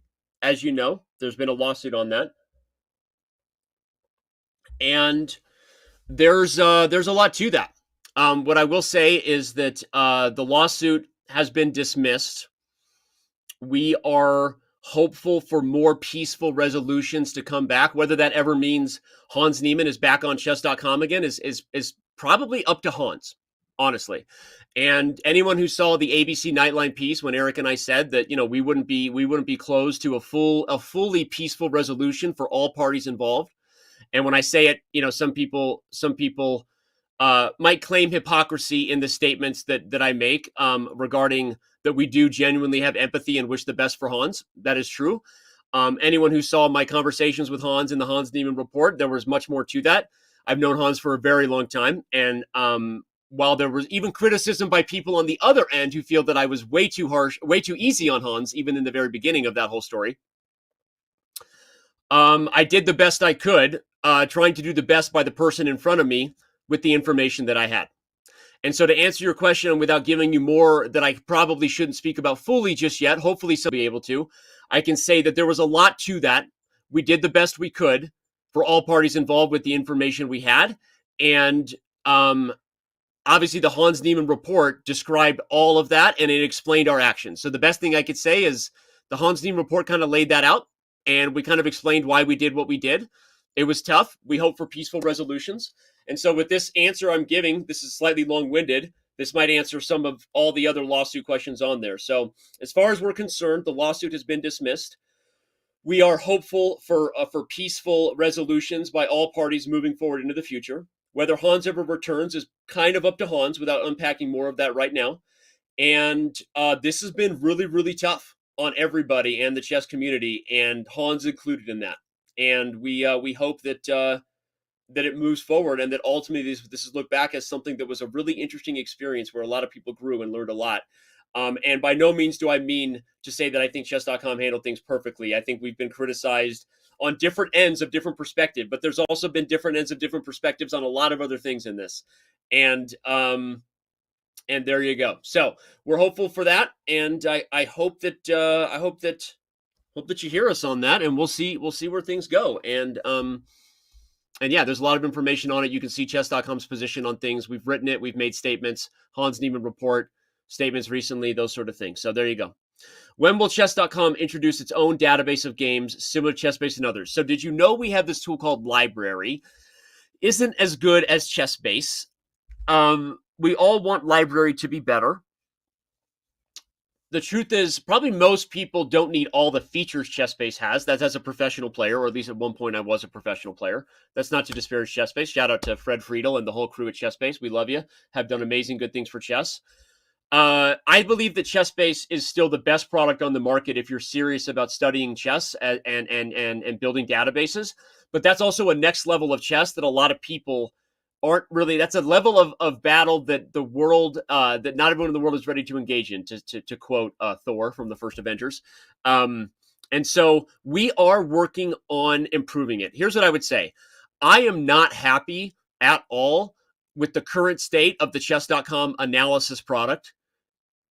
Everyone in our company knows that. And also we've been doing other great things for the community. But if you want to talk about chess.com analysis, the support of database functionality so that you can search in real time, get games lists, customize them, boom, copy and paste them over here, build your study database, boom, opening repertoire, right? Let me pull it back and do analysis and do all of this in one unit and portal like ChessBase can do. I'm not happy with that. And we need to do a lot in that area. And we're aware and we're working on it. So when will the next PogChamps be? Someone want to tell Dave Tucker? Does anyone want to tell Dave Tucker? Who wants to tell Dave? Who wants to tell him? Who wants to tell Dave?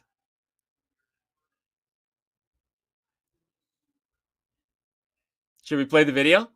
Should we play the video? Okay, we'll do that later, Dave. Thanks for being. God, this is just nutty. Oh man, hopefully I'm going to go a little faster through some of these, especially if I've already answered them. But the community really turned out. This shows you that we really went all in here. We've answered tough questions.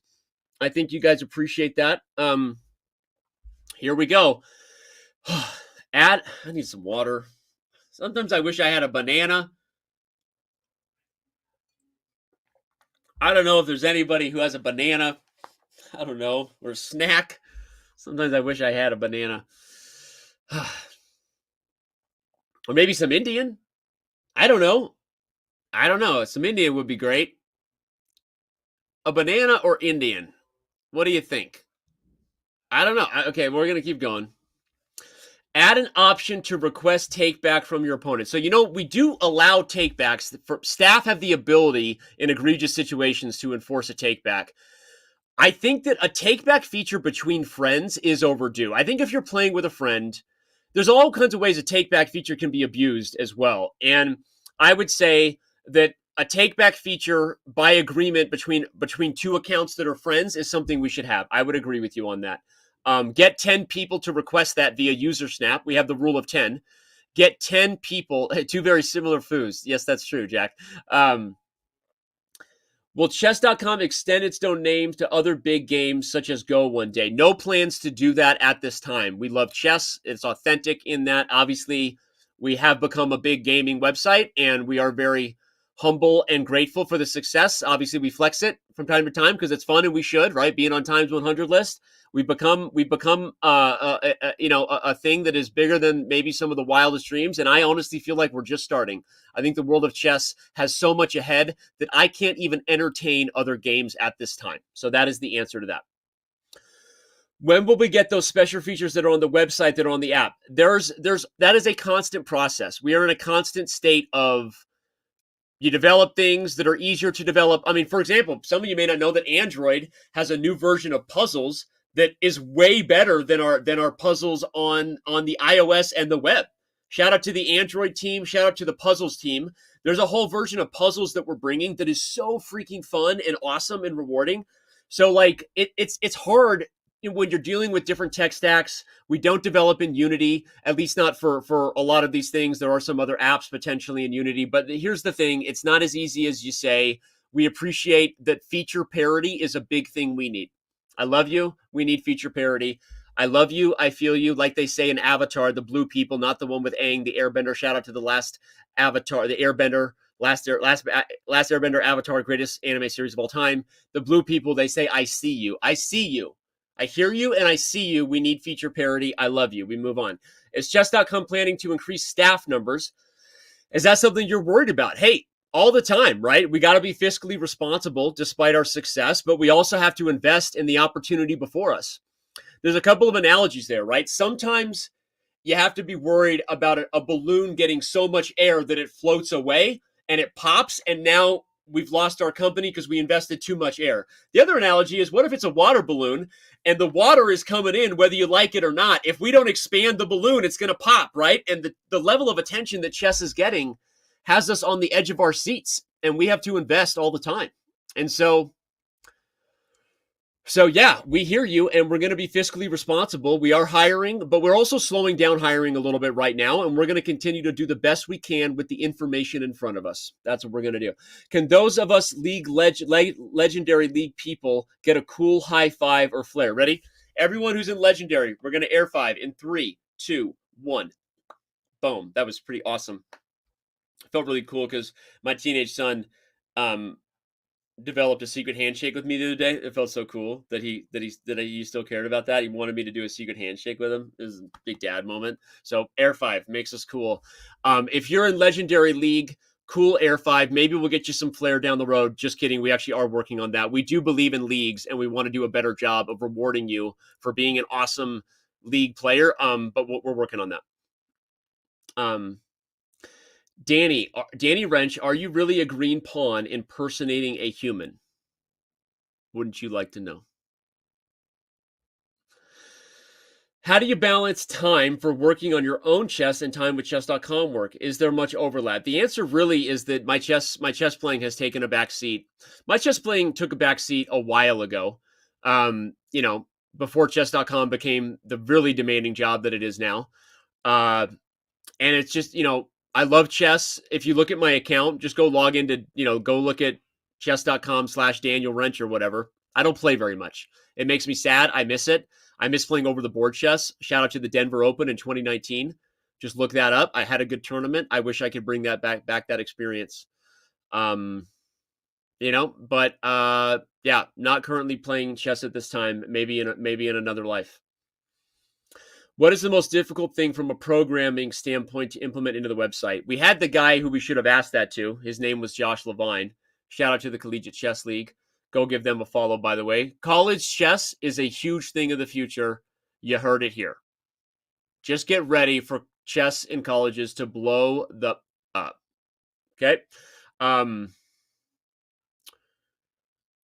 most difficult thing from a programming perspective, I don't know that I'm not qualified to answer that. Josh Levine was. I think right now I could say server stability has been at the top of the list. Well, okay, I can say this, that the technology that powers game review. When I say there have been features on the roadmap for 10 years that we're only just doing, that's not a joke. We've always known that this was a bit of a holy grail to really invest in a way for people to get instant feedback. Not from a human, but in a way that intuitively is actually really, really helpful. I think that our game review is as close to that as ever been. And I will say this, the technology that is powering that has another breakthrough on the way. And we are investing heavily in that technology to make it fun, interesting, engaging, and the kind of thing that, to use the evil term for everyone who wants to make us evil for investing in awesome, cool ways to make chess a part of your life and make you a smarter person. It's going to be the kind of thing that you probably have to go premium for. Honestly, it's going to be so awesome. We really feel like we are on the precipice of some major breakthroughs there. And it's really hard work. It takes a lot of R&D to maintain and to really tease that out and not make it clunky. And obviously the world has AI and Chat GPT and all kinds of things going. There's a wild future there. And again, assuming the world doesn't destroy itself and we all make smart, responsible decisions, I think the technology there is going to be really, really fun. And I'm looking forward to that. I will say that has been a very hard piece of technology to really get right. At Blitz Champs, you promised a chair giveaway, but that never happened. Why? You're not wrong. I'm going to give a chair giveaway. I'm going to give away a Secret Lab chair. How should we do this? How should we do this, team? Community team on Slack. Do you want to do it on Discord? Let's give away a chair. Let me go to the broadcast room. Let's give away a chair. At Trim, let's figure out how to do that. Maybe Discord soon. We'll figure it out. I meant what I said, and I said what I meant. An elephant is faithful 100%. And I got a little distracted on that show. I would love, it's going to be a secret lab chair, a custom chair, Champions Chess Tour chair. We're going to do it. Sign up for the Discord, and we'll go from there. Calling Trim. We got to figure this out. We got to figure it out. Okay. We're going to do it. We're going to give away a chair. Maybe in the next Danny versus Discord. Maybe we should, maybe we'll just do it like today. But it's got to be something that really brings out the people. Photoshop contest? You know I love Photoshop content, but what would be Photoshop? We've done everything, right? You put me in a Beth Harmon wig. You know, you've done everything. I don't know what I could possibly put on the line for a chair at this time. I'll get back to you. Have your people call my people. Are you planning to shut down Chess? I asked for a banana. I have a banana. The greatest day in the world. You guys just got 20 more questions out of this banana. Thank you. That's Dallin, our head of design. Love that guy. Thank you, Dallin. Love you. I love you.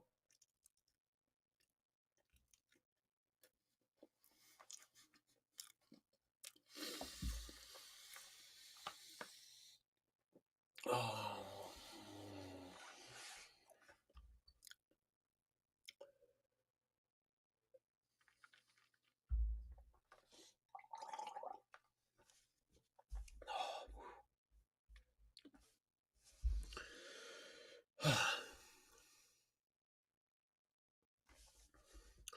Are you planning to shut down Chess24 as you did with Chess Bomb? We're not actually sure about that. We're trying to invest in all the things that Chess24 has had and ever would have wanted to have. It relates a little bit to the thing I said about wanting to make sure we complete the circle of a fully supportive creator ecosystem. We're really interested in helping people, you know, engage with the community directly and be supported and supporting their lifestyles to do that. We have had plans. Again, I can't speak to all of it with Chess24 to do that. The events player itself, because you made the Chess Bomb reference, is an interesting thing. We do know that our mobile app experience is not very good when it comes to watch. 100%. Chess.com's events player from a mobile watch thing is not great. We all know it, and we want to make it better. We hear you. We also believe that the chess.com/events main web portal has come a long way and is pretty awesome. But it doesn't have full feature parity yet, so we will not shut it down without that. The future of Chess24, though, will actually always be intact because we actually love the Chess24 brand and community for what 24 means, which is 24/7. Chess over the board, too. Chess is nonstop. And we have no intentions to shut it down. In fact, there are some questions coming about commentators, and we've been trying to figure out how to handle a lot of things. There's been a lot of big discussions. Yours truly has been a bit of a bottleneck to that because there's a lot of things going on, and you know, we haven't had as much bandwidth to do what we need to do. So apologies to anyone who's ever been unhappy about anything ever. I'm sorry. Doing our best, but there are no plans to shut it down. There are plans to perhaps reinvent, bring over, maybe keep certain channels alive in terms of coverage and make sure that there are different options for people who want different types of chess coverage versus others. We're trying to figure out all the ways to make everyone happy. And right now there are no plans to do that, at least not in the immediate, because we don't feel like we've earned that yet. We need to invest further in the things that Chess24 has had that we haven't had. All the videos that are there will be on chess.com or Chessable at some point. So if you were a Chess24 premium member, you're not going to lose anything. And we're taking our time with that. So there you go. Would it be possible to provide more family plans memberships? We've considered that. We are considering it. We'll get back to you on that. Get back to you on that one, Bob. I'm going to get back to you on that one, Bob. Bob, and get back to you. Wicked Doc down here. Okay. Can you explain why Chess.com released personal correspondence between the company and Max DeLugie to Vice Media last year? That is a big question. It is a question I just read it on the spot. I've never really spoken publicly about. I would say that we've received a lot of criticism over the years for how we have handled title player closures.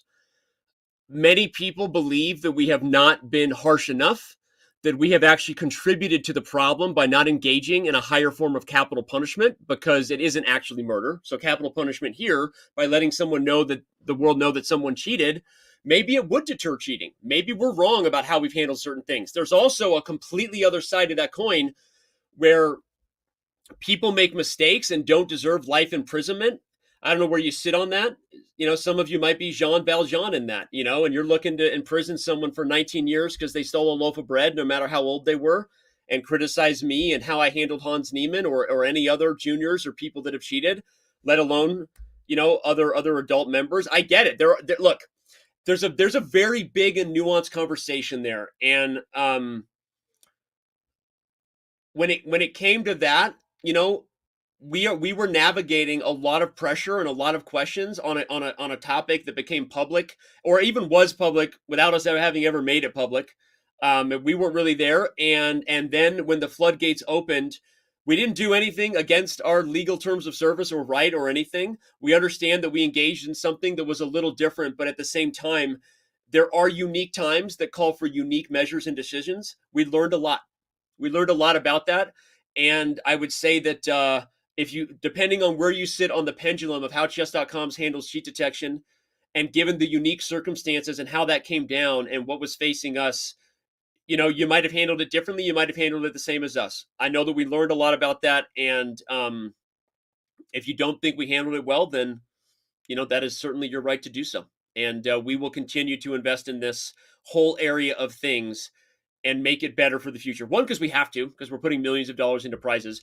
And two, because I'm not saying anything I'm saying just to do the Mr. Big Chess politically correct answer. I think I am giving a politically correct answer. And I think if people sat in my chair, you might have handled it differently, knowing what I knew. If you knew what I knew, you might have handled it differently. I'm just going to say that. That said, I don't dismiss the criticism or certainly not the right to question what happened there. And I hear you. And there you go. And I wish everyone the best. All right. What is Chess.com actively doing to prevent cheating? Please talk about cheat detection in as much depth as you can. We do talk about cheat detection a lot. So with all due respect to Hoodie J. Schmizzle, there's all kinds of videos on it. I've talked about our team, our algorithms. I've probably danced on the line of saying things that we do. The system is really a 3-tier process. If you want to talk about the data, the analysis, because anytime you're dealing with statistics, there is only certain and more certain, or less certain. There is never a world where anybody with any integrity there pretends that they're not measuring statistics for the probability that they're wrong just as much as they're right. And a lot of the criticism we've received recently from guys like Vladimir Kramnik, who's a friend of mine, and we had a 2-hour call with Kramnik just this week to let you know the inside stuff, as Vladimir has expressed his displeasure with us not acting more aggressively at times for people that he thinks are cheating. I would say this: 99% certainty is not enough for me, because that means one person in the professional world, especially where their livelihood is being built, is being closed potentially falsely. So we have to act at an even higher threshold. And there's criticism as to maybe our thresholds are too high. Maybe we should pull the trigger a little more aggressively. We're currently considering this, but there's 3 tiers of it. There's the data, there's the analysis, which is where I just went on that tangent, and then there's the enforcement or proctoring, which is getting people on Zoom calls, screen sharing, technology that tracks, requiring 2 cameras. We are doing more in each one of those buckets than you probably know. And can we do better in every one of those buckets, the data, the analysis, and the proctoring? You bet your damn ass we can. We can 100% do better. And we are not happy with how we're probably delivering in any one of those areas at this time. Chess.com can do better on data, on analysis, and on proctoring. Also, go read the reports I gave at the beginning of this. We are closing more people for cheating effectively and getting more admissions than you would ever know. We're pretty effing good at what we do. I get it. And half the times the people who ask these questions, I'm not saying anything, but usually there's a motive behind it. We're pretty damn good at this. Someone once said that chess.com has the best cheat detection in the world before they launched a $100 million lawsuit. There's a lot to this, and I'm not trying to troll. Like I already said, I already gave comments before to Hans, and anyone who wants to bag on, again, I generally mean what I said. I'm pointing out the truth. We do have the best cheat detection. This is not easy. We can't prevent cheating. We can only act, and we can do better in all three pillars of data, analysis, and enforcement / proctoring. And good question. I kind of already answered this. Why was Hans Zimmer banned when the 72 page didn't show any additional cheating? Again, I answered that. We actually answer it in the report if you want to read it closely again. That's not even necessarily factually accurate what you're saying as far as whether there was additional cheating or not. And again, there's a lot to that, that you can unpack. And I already gave a lot of answers to the general Hans Niemann situation and wish him the best. And we're hoping for good things for the community, for everyone going forward. When are you going to allow Hans to play again? I already answered that. That's kind of up to Hans at this time. Why is everything breaking so much more frequently? Okay, again, that's a fair statement. You're throwing a shoe a little bit because it's kind of a general statement to scream. Like as I tell my 7-year-old daughter that always and never are toxic words. Because whenever we say you always do something, usually that's not actually true. It's an emotional word because you have big feelings at the time. To say something never goes your way is probably also not true. Things have been breaking under the strain of the growth that we've been experiencing recently. Not all of them have been our fault. Back up and watch Josh Levine's comments. We talked about that. And some of them have been. Why have they been breaking? Because we went from 4 million daily active users to we almost hit 15 million daily active users at the peak. We are now roughly around 11.5 million daily active users, if you want to know. 11.5 million people are logging in, not just to play chess, but consume content, leave comments, chat messages. This is a really tough thing we're dealing with. The scale is not comparable. The number 1 most played chess website in the world is chess.com's live server. The number 2 most played chess website in the world is chess.com's bot player. So before we even talk about other sites, the number 1 and number 2 millions of chess games played every day have been breaking us, along with the fact that we are a content site with all kinds of things that make it fun. The avatar that shows up and the visual ways we do things. It's a lot to do, and we're trying. And I'm sorry, things have been breaking more under the strain of the growth, and we're doing our best. There you go. And I actually think they're doing pretty good, at least in the last couple months here. And I'm pretty proud of the team for getting us where we are. There you go. I think you probably are too, secretly. I think you are. I think you're proud of us.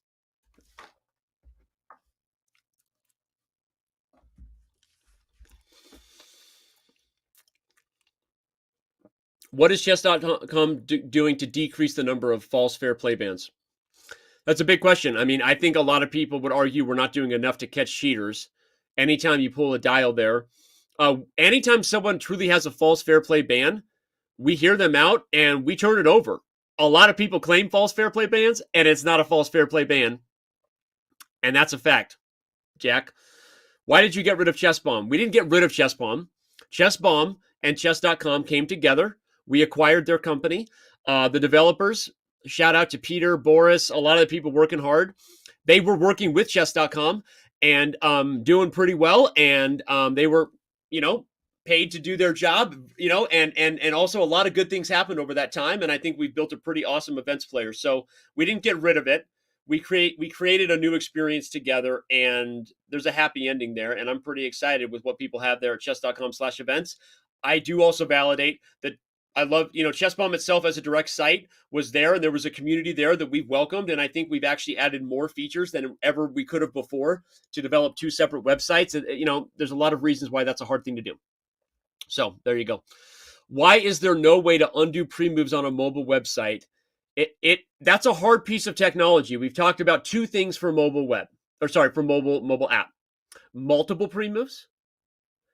And wait, you can undo pre-moves. All you have to do is just click. So that's actually a bad question. You can undo pre-moves on the mobile. If you're talking about mobile web and not the app, maybe there's a bug recently, but you can undo pre-moves. You just click on the board before a thing is made. You can undo pre-moves.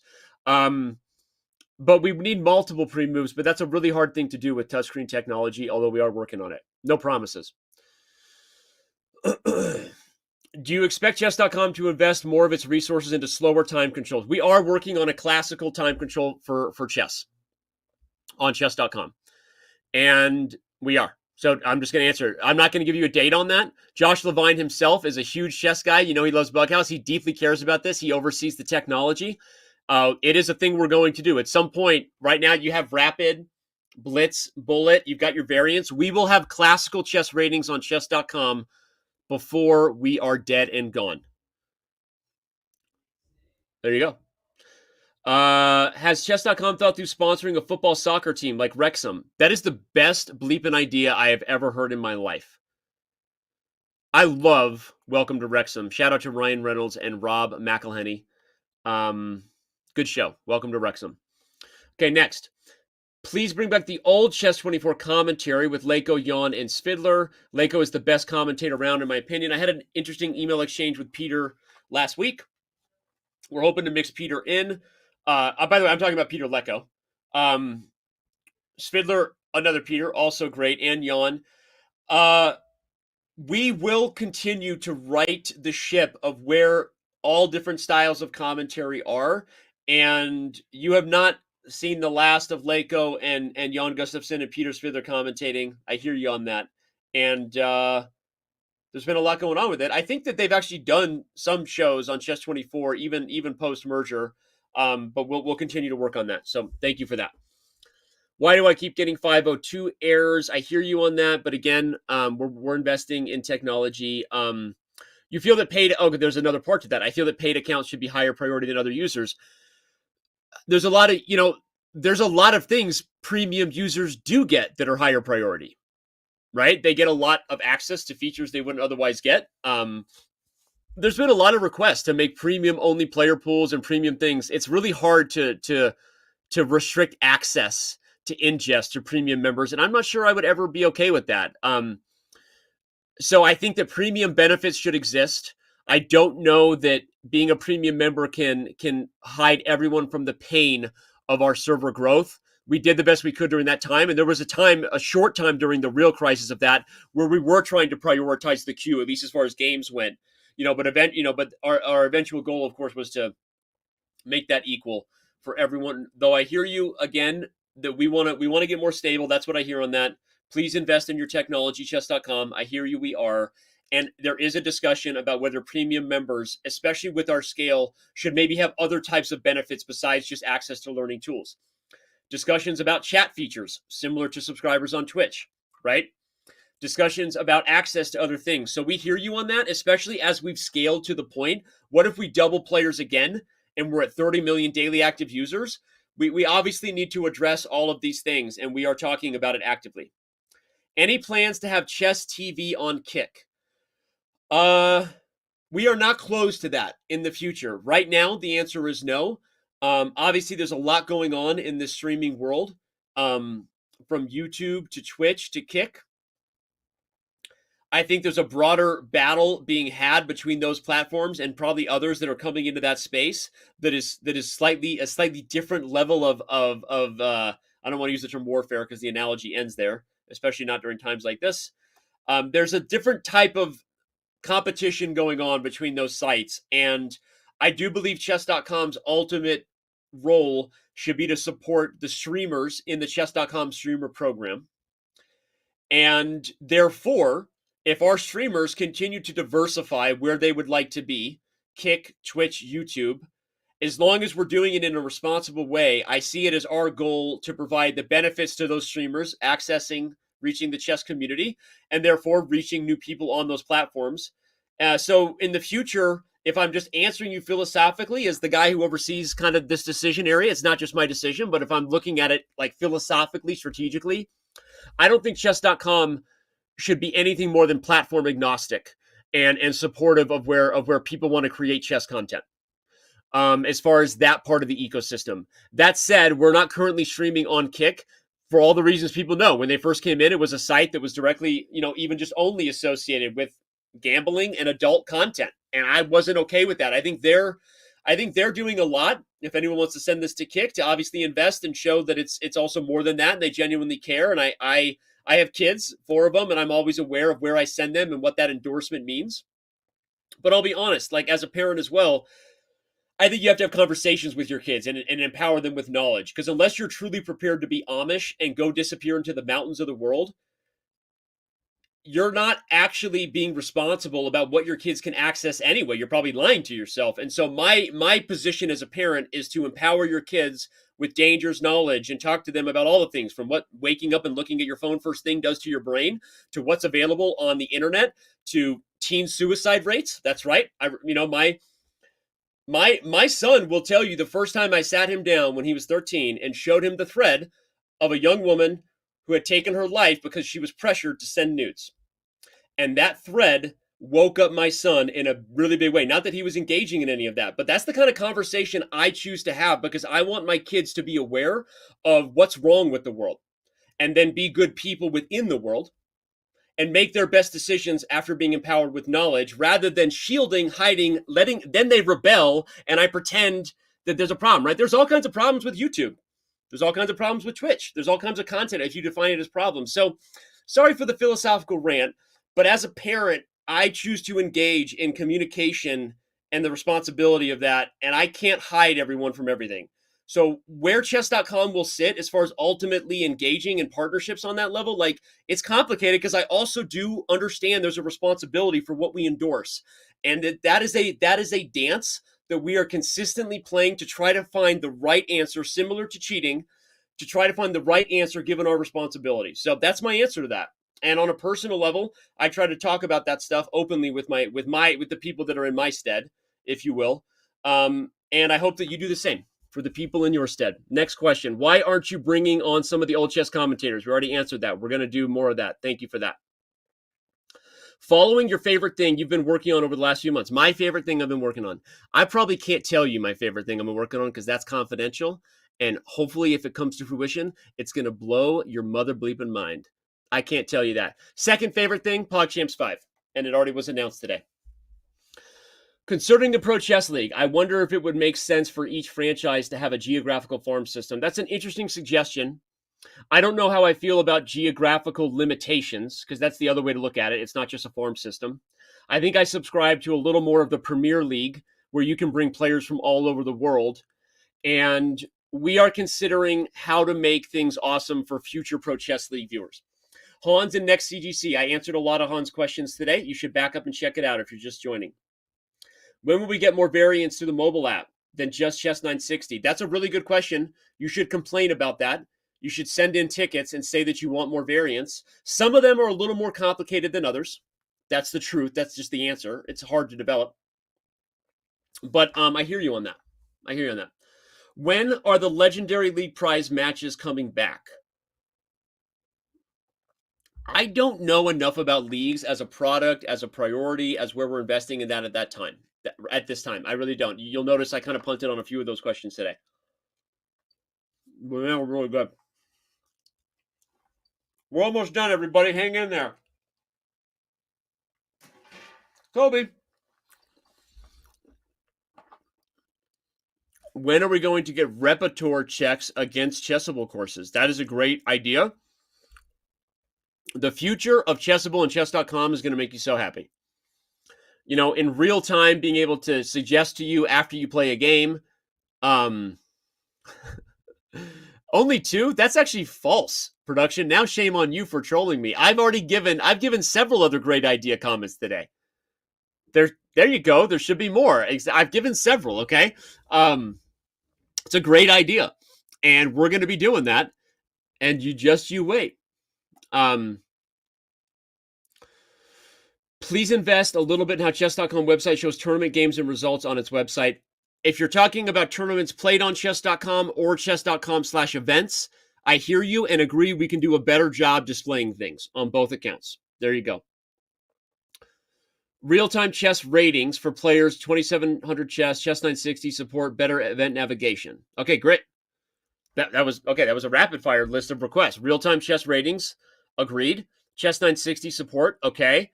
Better event navigation, agreed. We actually had a whole product meeting yesterday on our events product, and we know that it needs help, and we're investing in it, and it's going to continue to get better and better. We hear you.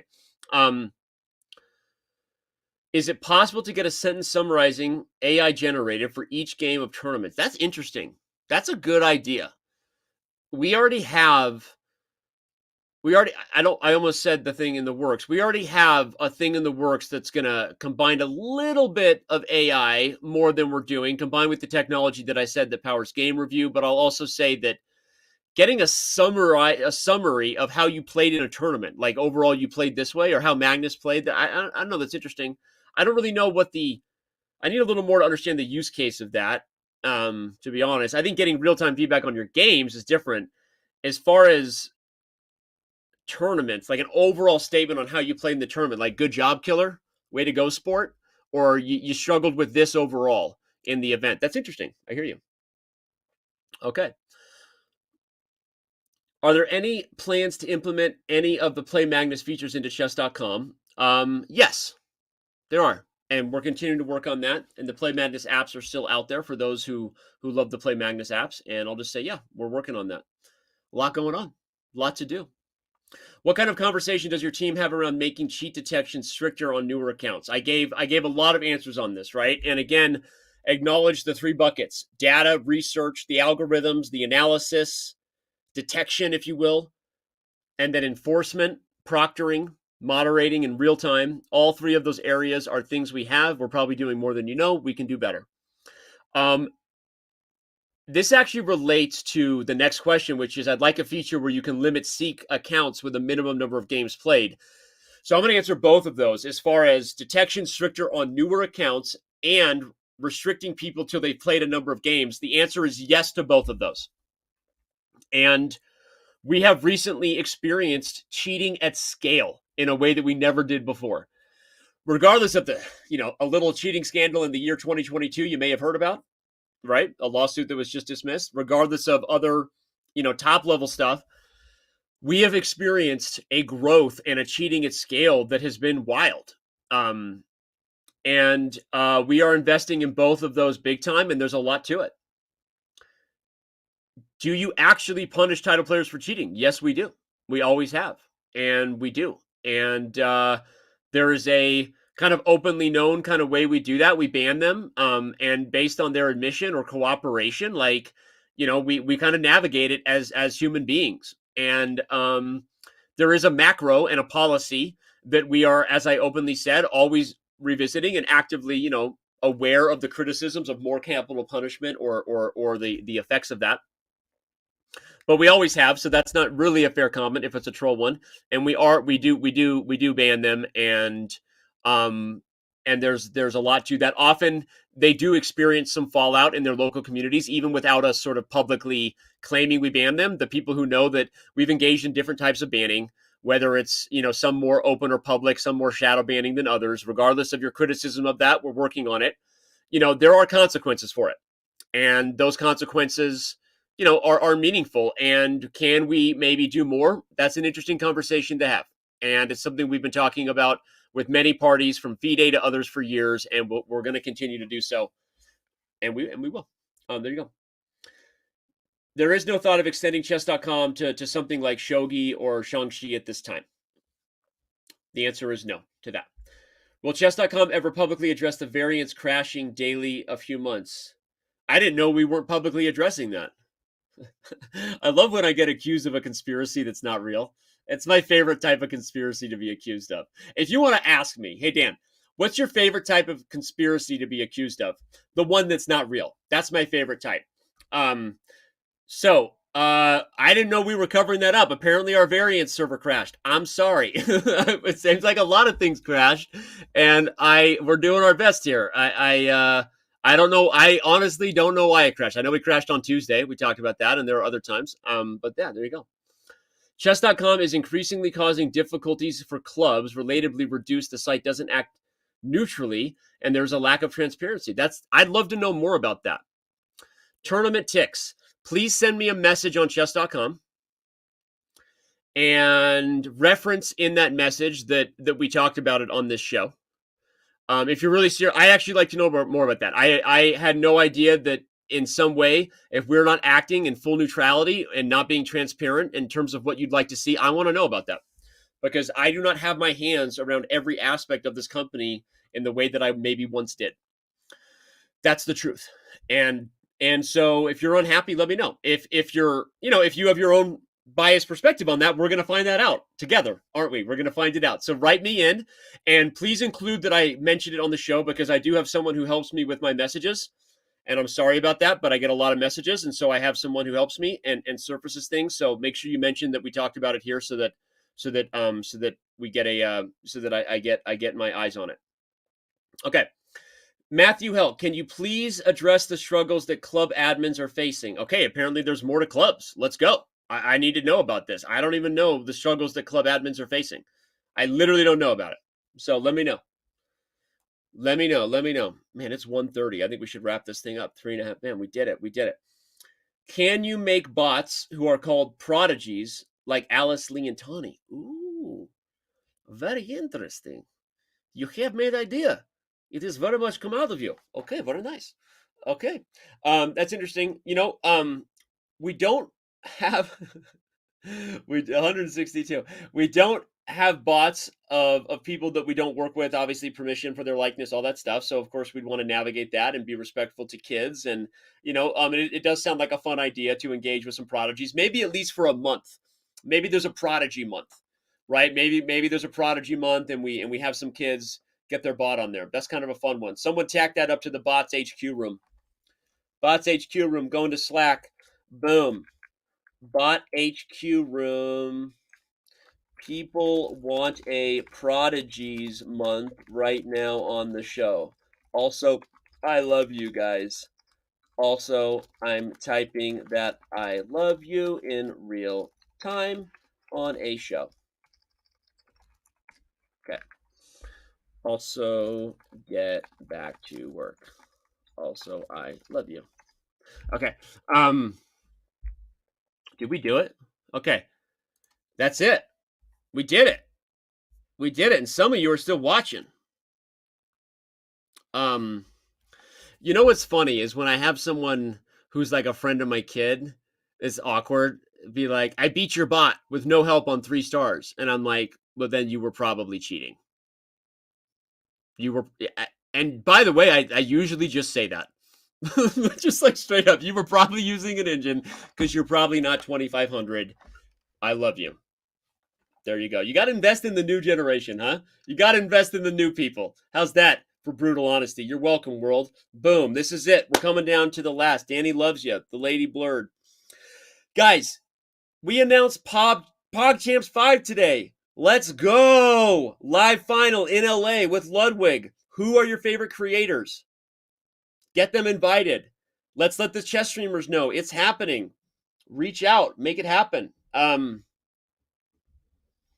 This has been a really fun show. And I know that it is this isn't a show that attracts the highest level of viewership, because what most people want when they tune into chess is the best chess players in the world with commentary. And this is more of a podcast, a videocast show. But for those who appreciate what chess.com is trying to do, what the chess world is honestly trying to do as a whole, and who maybe brought some really hard-hitting and honest and very direct questions, I hope you feel satisfied in terms of, the level of authenticity, at least with which, even if you maybe don't like the authentic person known as Danny Rensch or some of the authentic things chess.com is trying to do, at least it's authentic and real.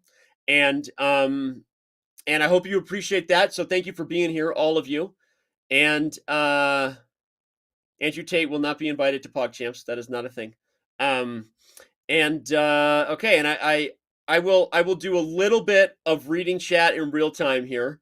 We've already done. I don't think we can get more hard hitting than the questions that have already hit us today. So you can do everything. I gained points in someone's book. I've always been the same person. So if you didn't know, if I gain points now, then I appreciate you acknowledging. Maybe you judged me before you knew me. Okay. Let's get that verification up and going. I agree with you. We need to do it. Everyone wants it. Frank will be invited to PogChamps. That is a thing. Danny, I wish there were more companies out there doing this, right? Can we get some love? Find me another CEO. Okay, I'm not CEO. I'm Chief Chess Officer, right? But find me another executive who does this. Open style, takes your questions with no PR team or prep to back them up. Let's go. I will take on that CEO in a battle of honestly transparent questions. Run for president. Give me Holyfield, Taj Mahal. Let's go. I want Holyfield. Bring it on. Let's go. Okay, Danny, how much chess do you play per? I answered that before. I can't play a lot of chess. I'm personally being a dad. Danny is the PR team. If I was, we would get in trouble. There's a lot of people who are smarter at PR than I am. Danny, will we have more events like Michigan Chess? Yes, we will. There's already one in the works. I don't think I'm allowed to say, but it is a major university. It is a major university with another Blitz Champs event, and PogChamps is coming. What more do you want? There's also, guys, let me tell you this. There's PogChamps coming. There is going to be something happening in September that is even bigger than PogChamps. I can't talk about it yet. You will know soon. I'm not kidding. And that is a for sure thing, so it's not even me teasing. Then there is things slightly less for sure happening in the October-November range that are awesome. And then we'll have the championship tour finals in December with a live city announced soon. So it's different than PogChamps, but it's probably the biggest thing we've ever done in regards to something outside of our current community. I don't even know how to do 3-player chess, so that sounds fun. Need State of Chess more frequently. Guys, I'm exhausted. I'm exhausted from being here.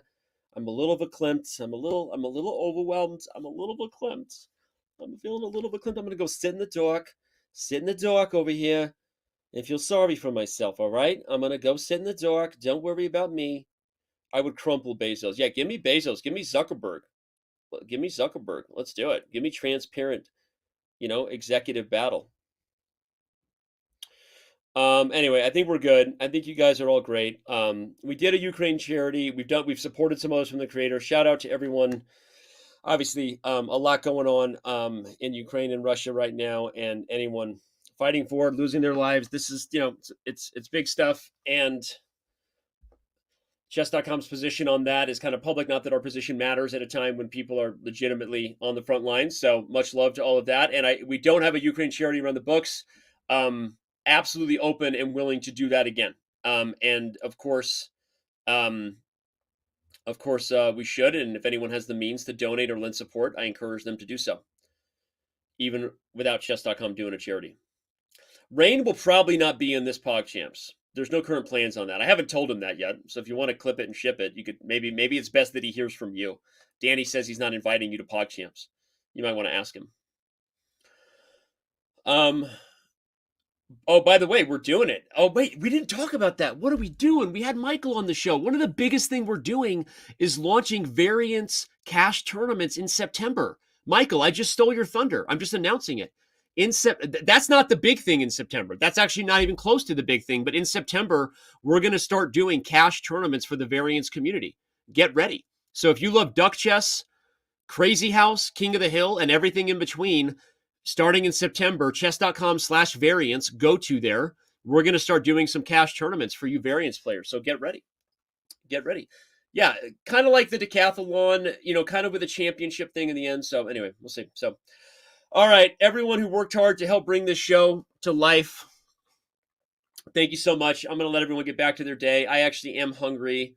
And the gauntlet of meetings, including the Fair Play Leadership meeting I told you about earlier, that's coming up in the afternoon. So we're gonna call this thing. Thank you so much, everybody, for your support of the chess community and chess.com. Just being real. And thank you so much. We're doing our best. Hopefully we're doing a lot of good things. And your support, whether it be via premium subscription, subscribing here, in any way, obviously it helps us do what we're doing. It literally is what and why we can do what we're doing. So thank you for that. And yeah, thanks you to everybody for being here. Much love. Shout out to my team working super hard. The moderators, the community crew who brought this awesome you guys brought it today. You guys gave me some hard questions. Okay. Why don't you back off a little bit next time instead of bringing me every possible tough hitting question under the sun. So thank you so much to everyone who engaged in the Reddit thread. Thank you to everyone who gave and sent their questions in early. Thank you to everyone here. Let's go PogChamps 5. Let's go. I'm so excited. Shout out to everyone for that. Live in LA. We'll see you in August. And without any further ado, everybody, good night, much love, and I will see you around on chess.com.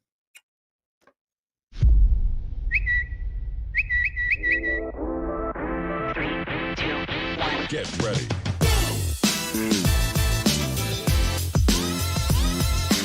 I can't believe I just beat him. None of you thought I was gonna beat this man. None of you.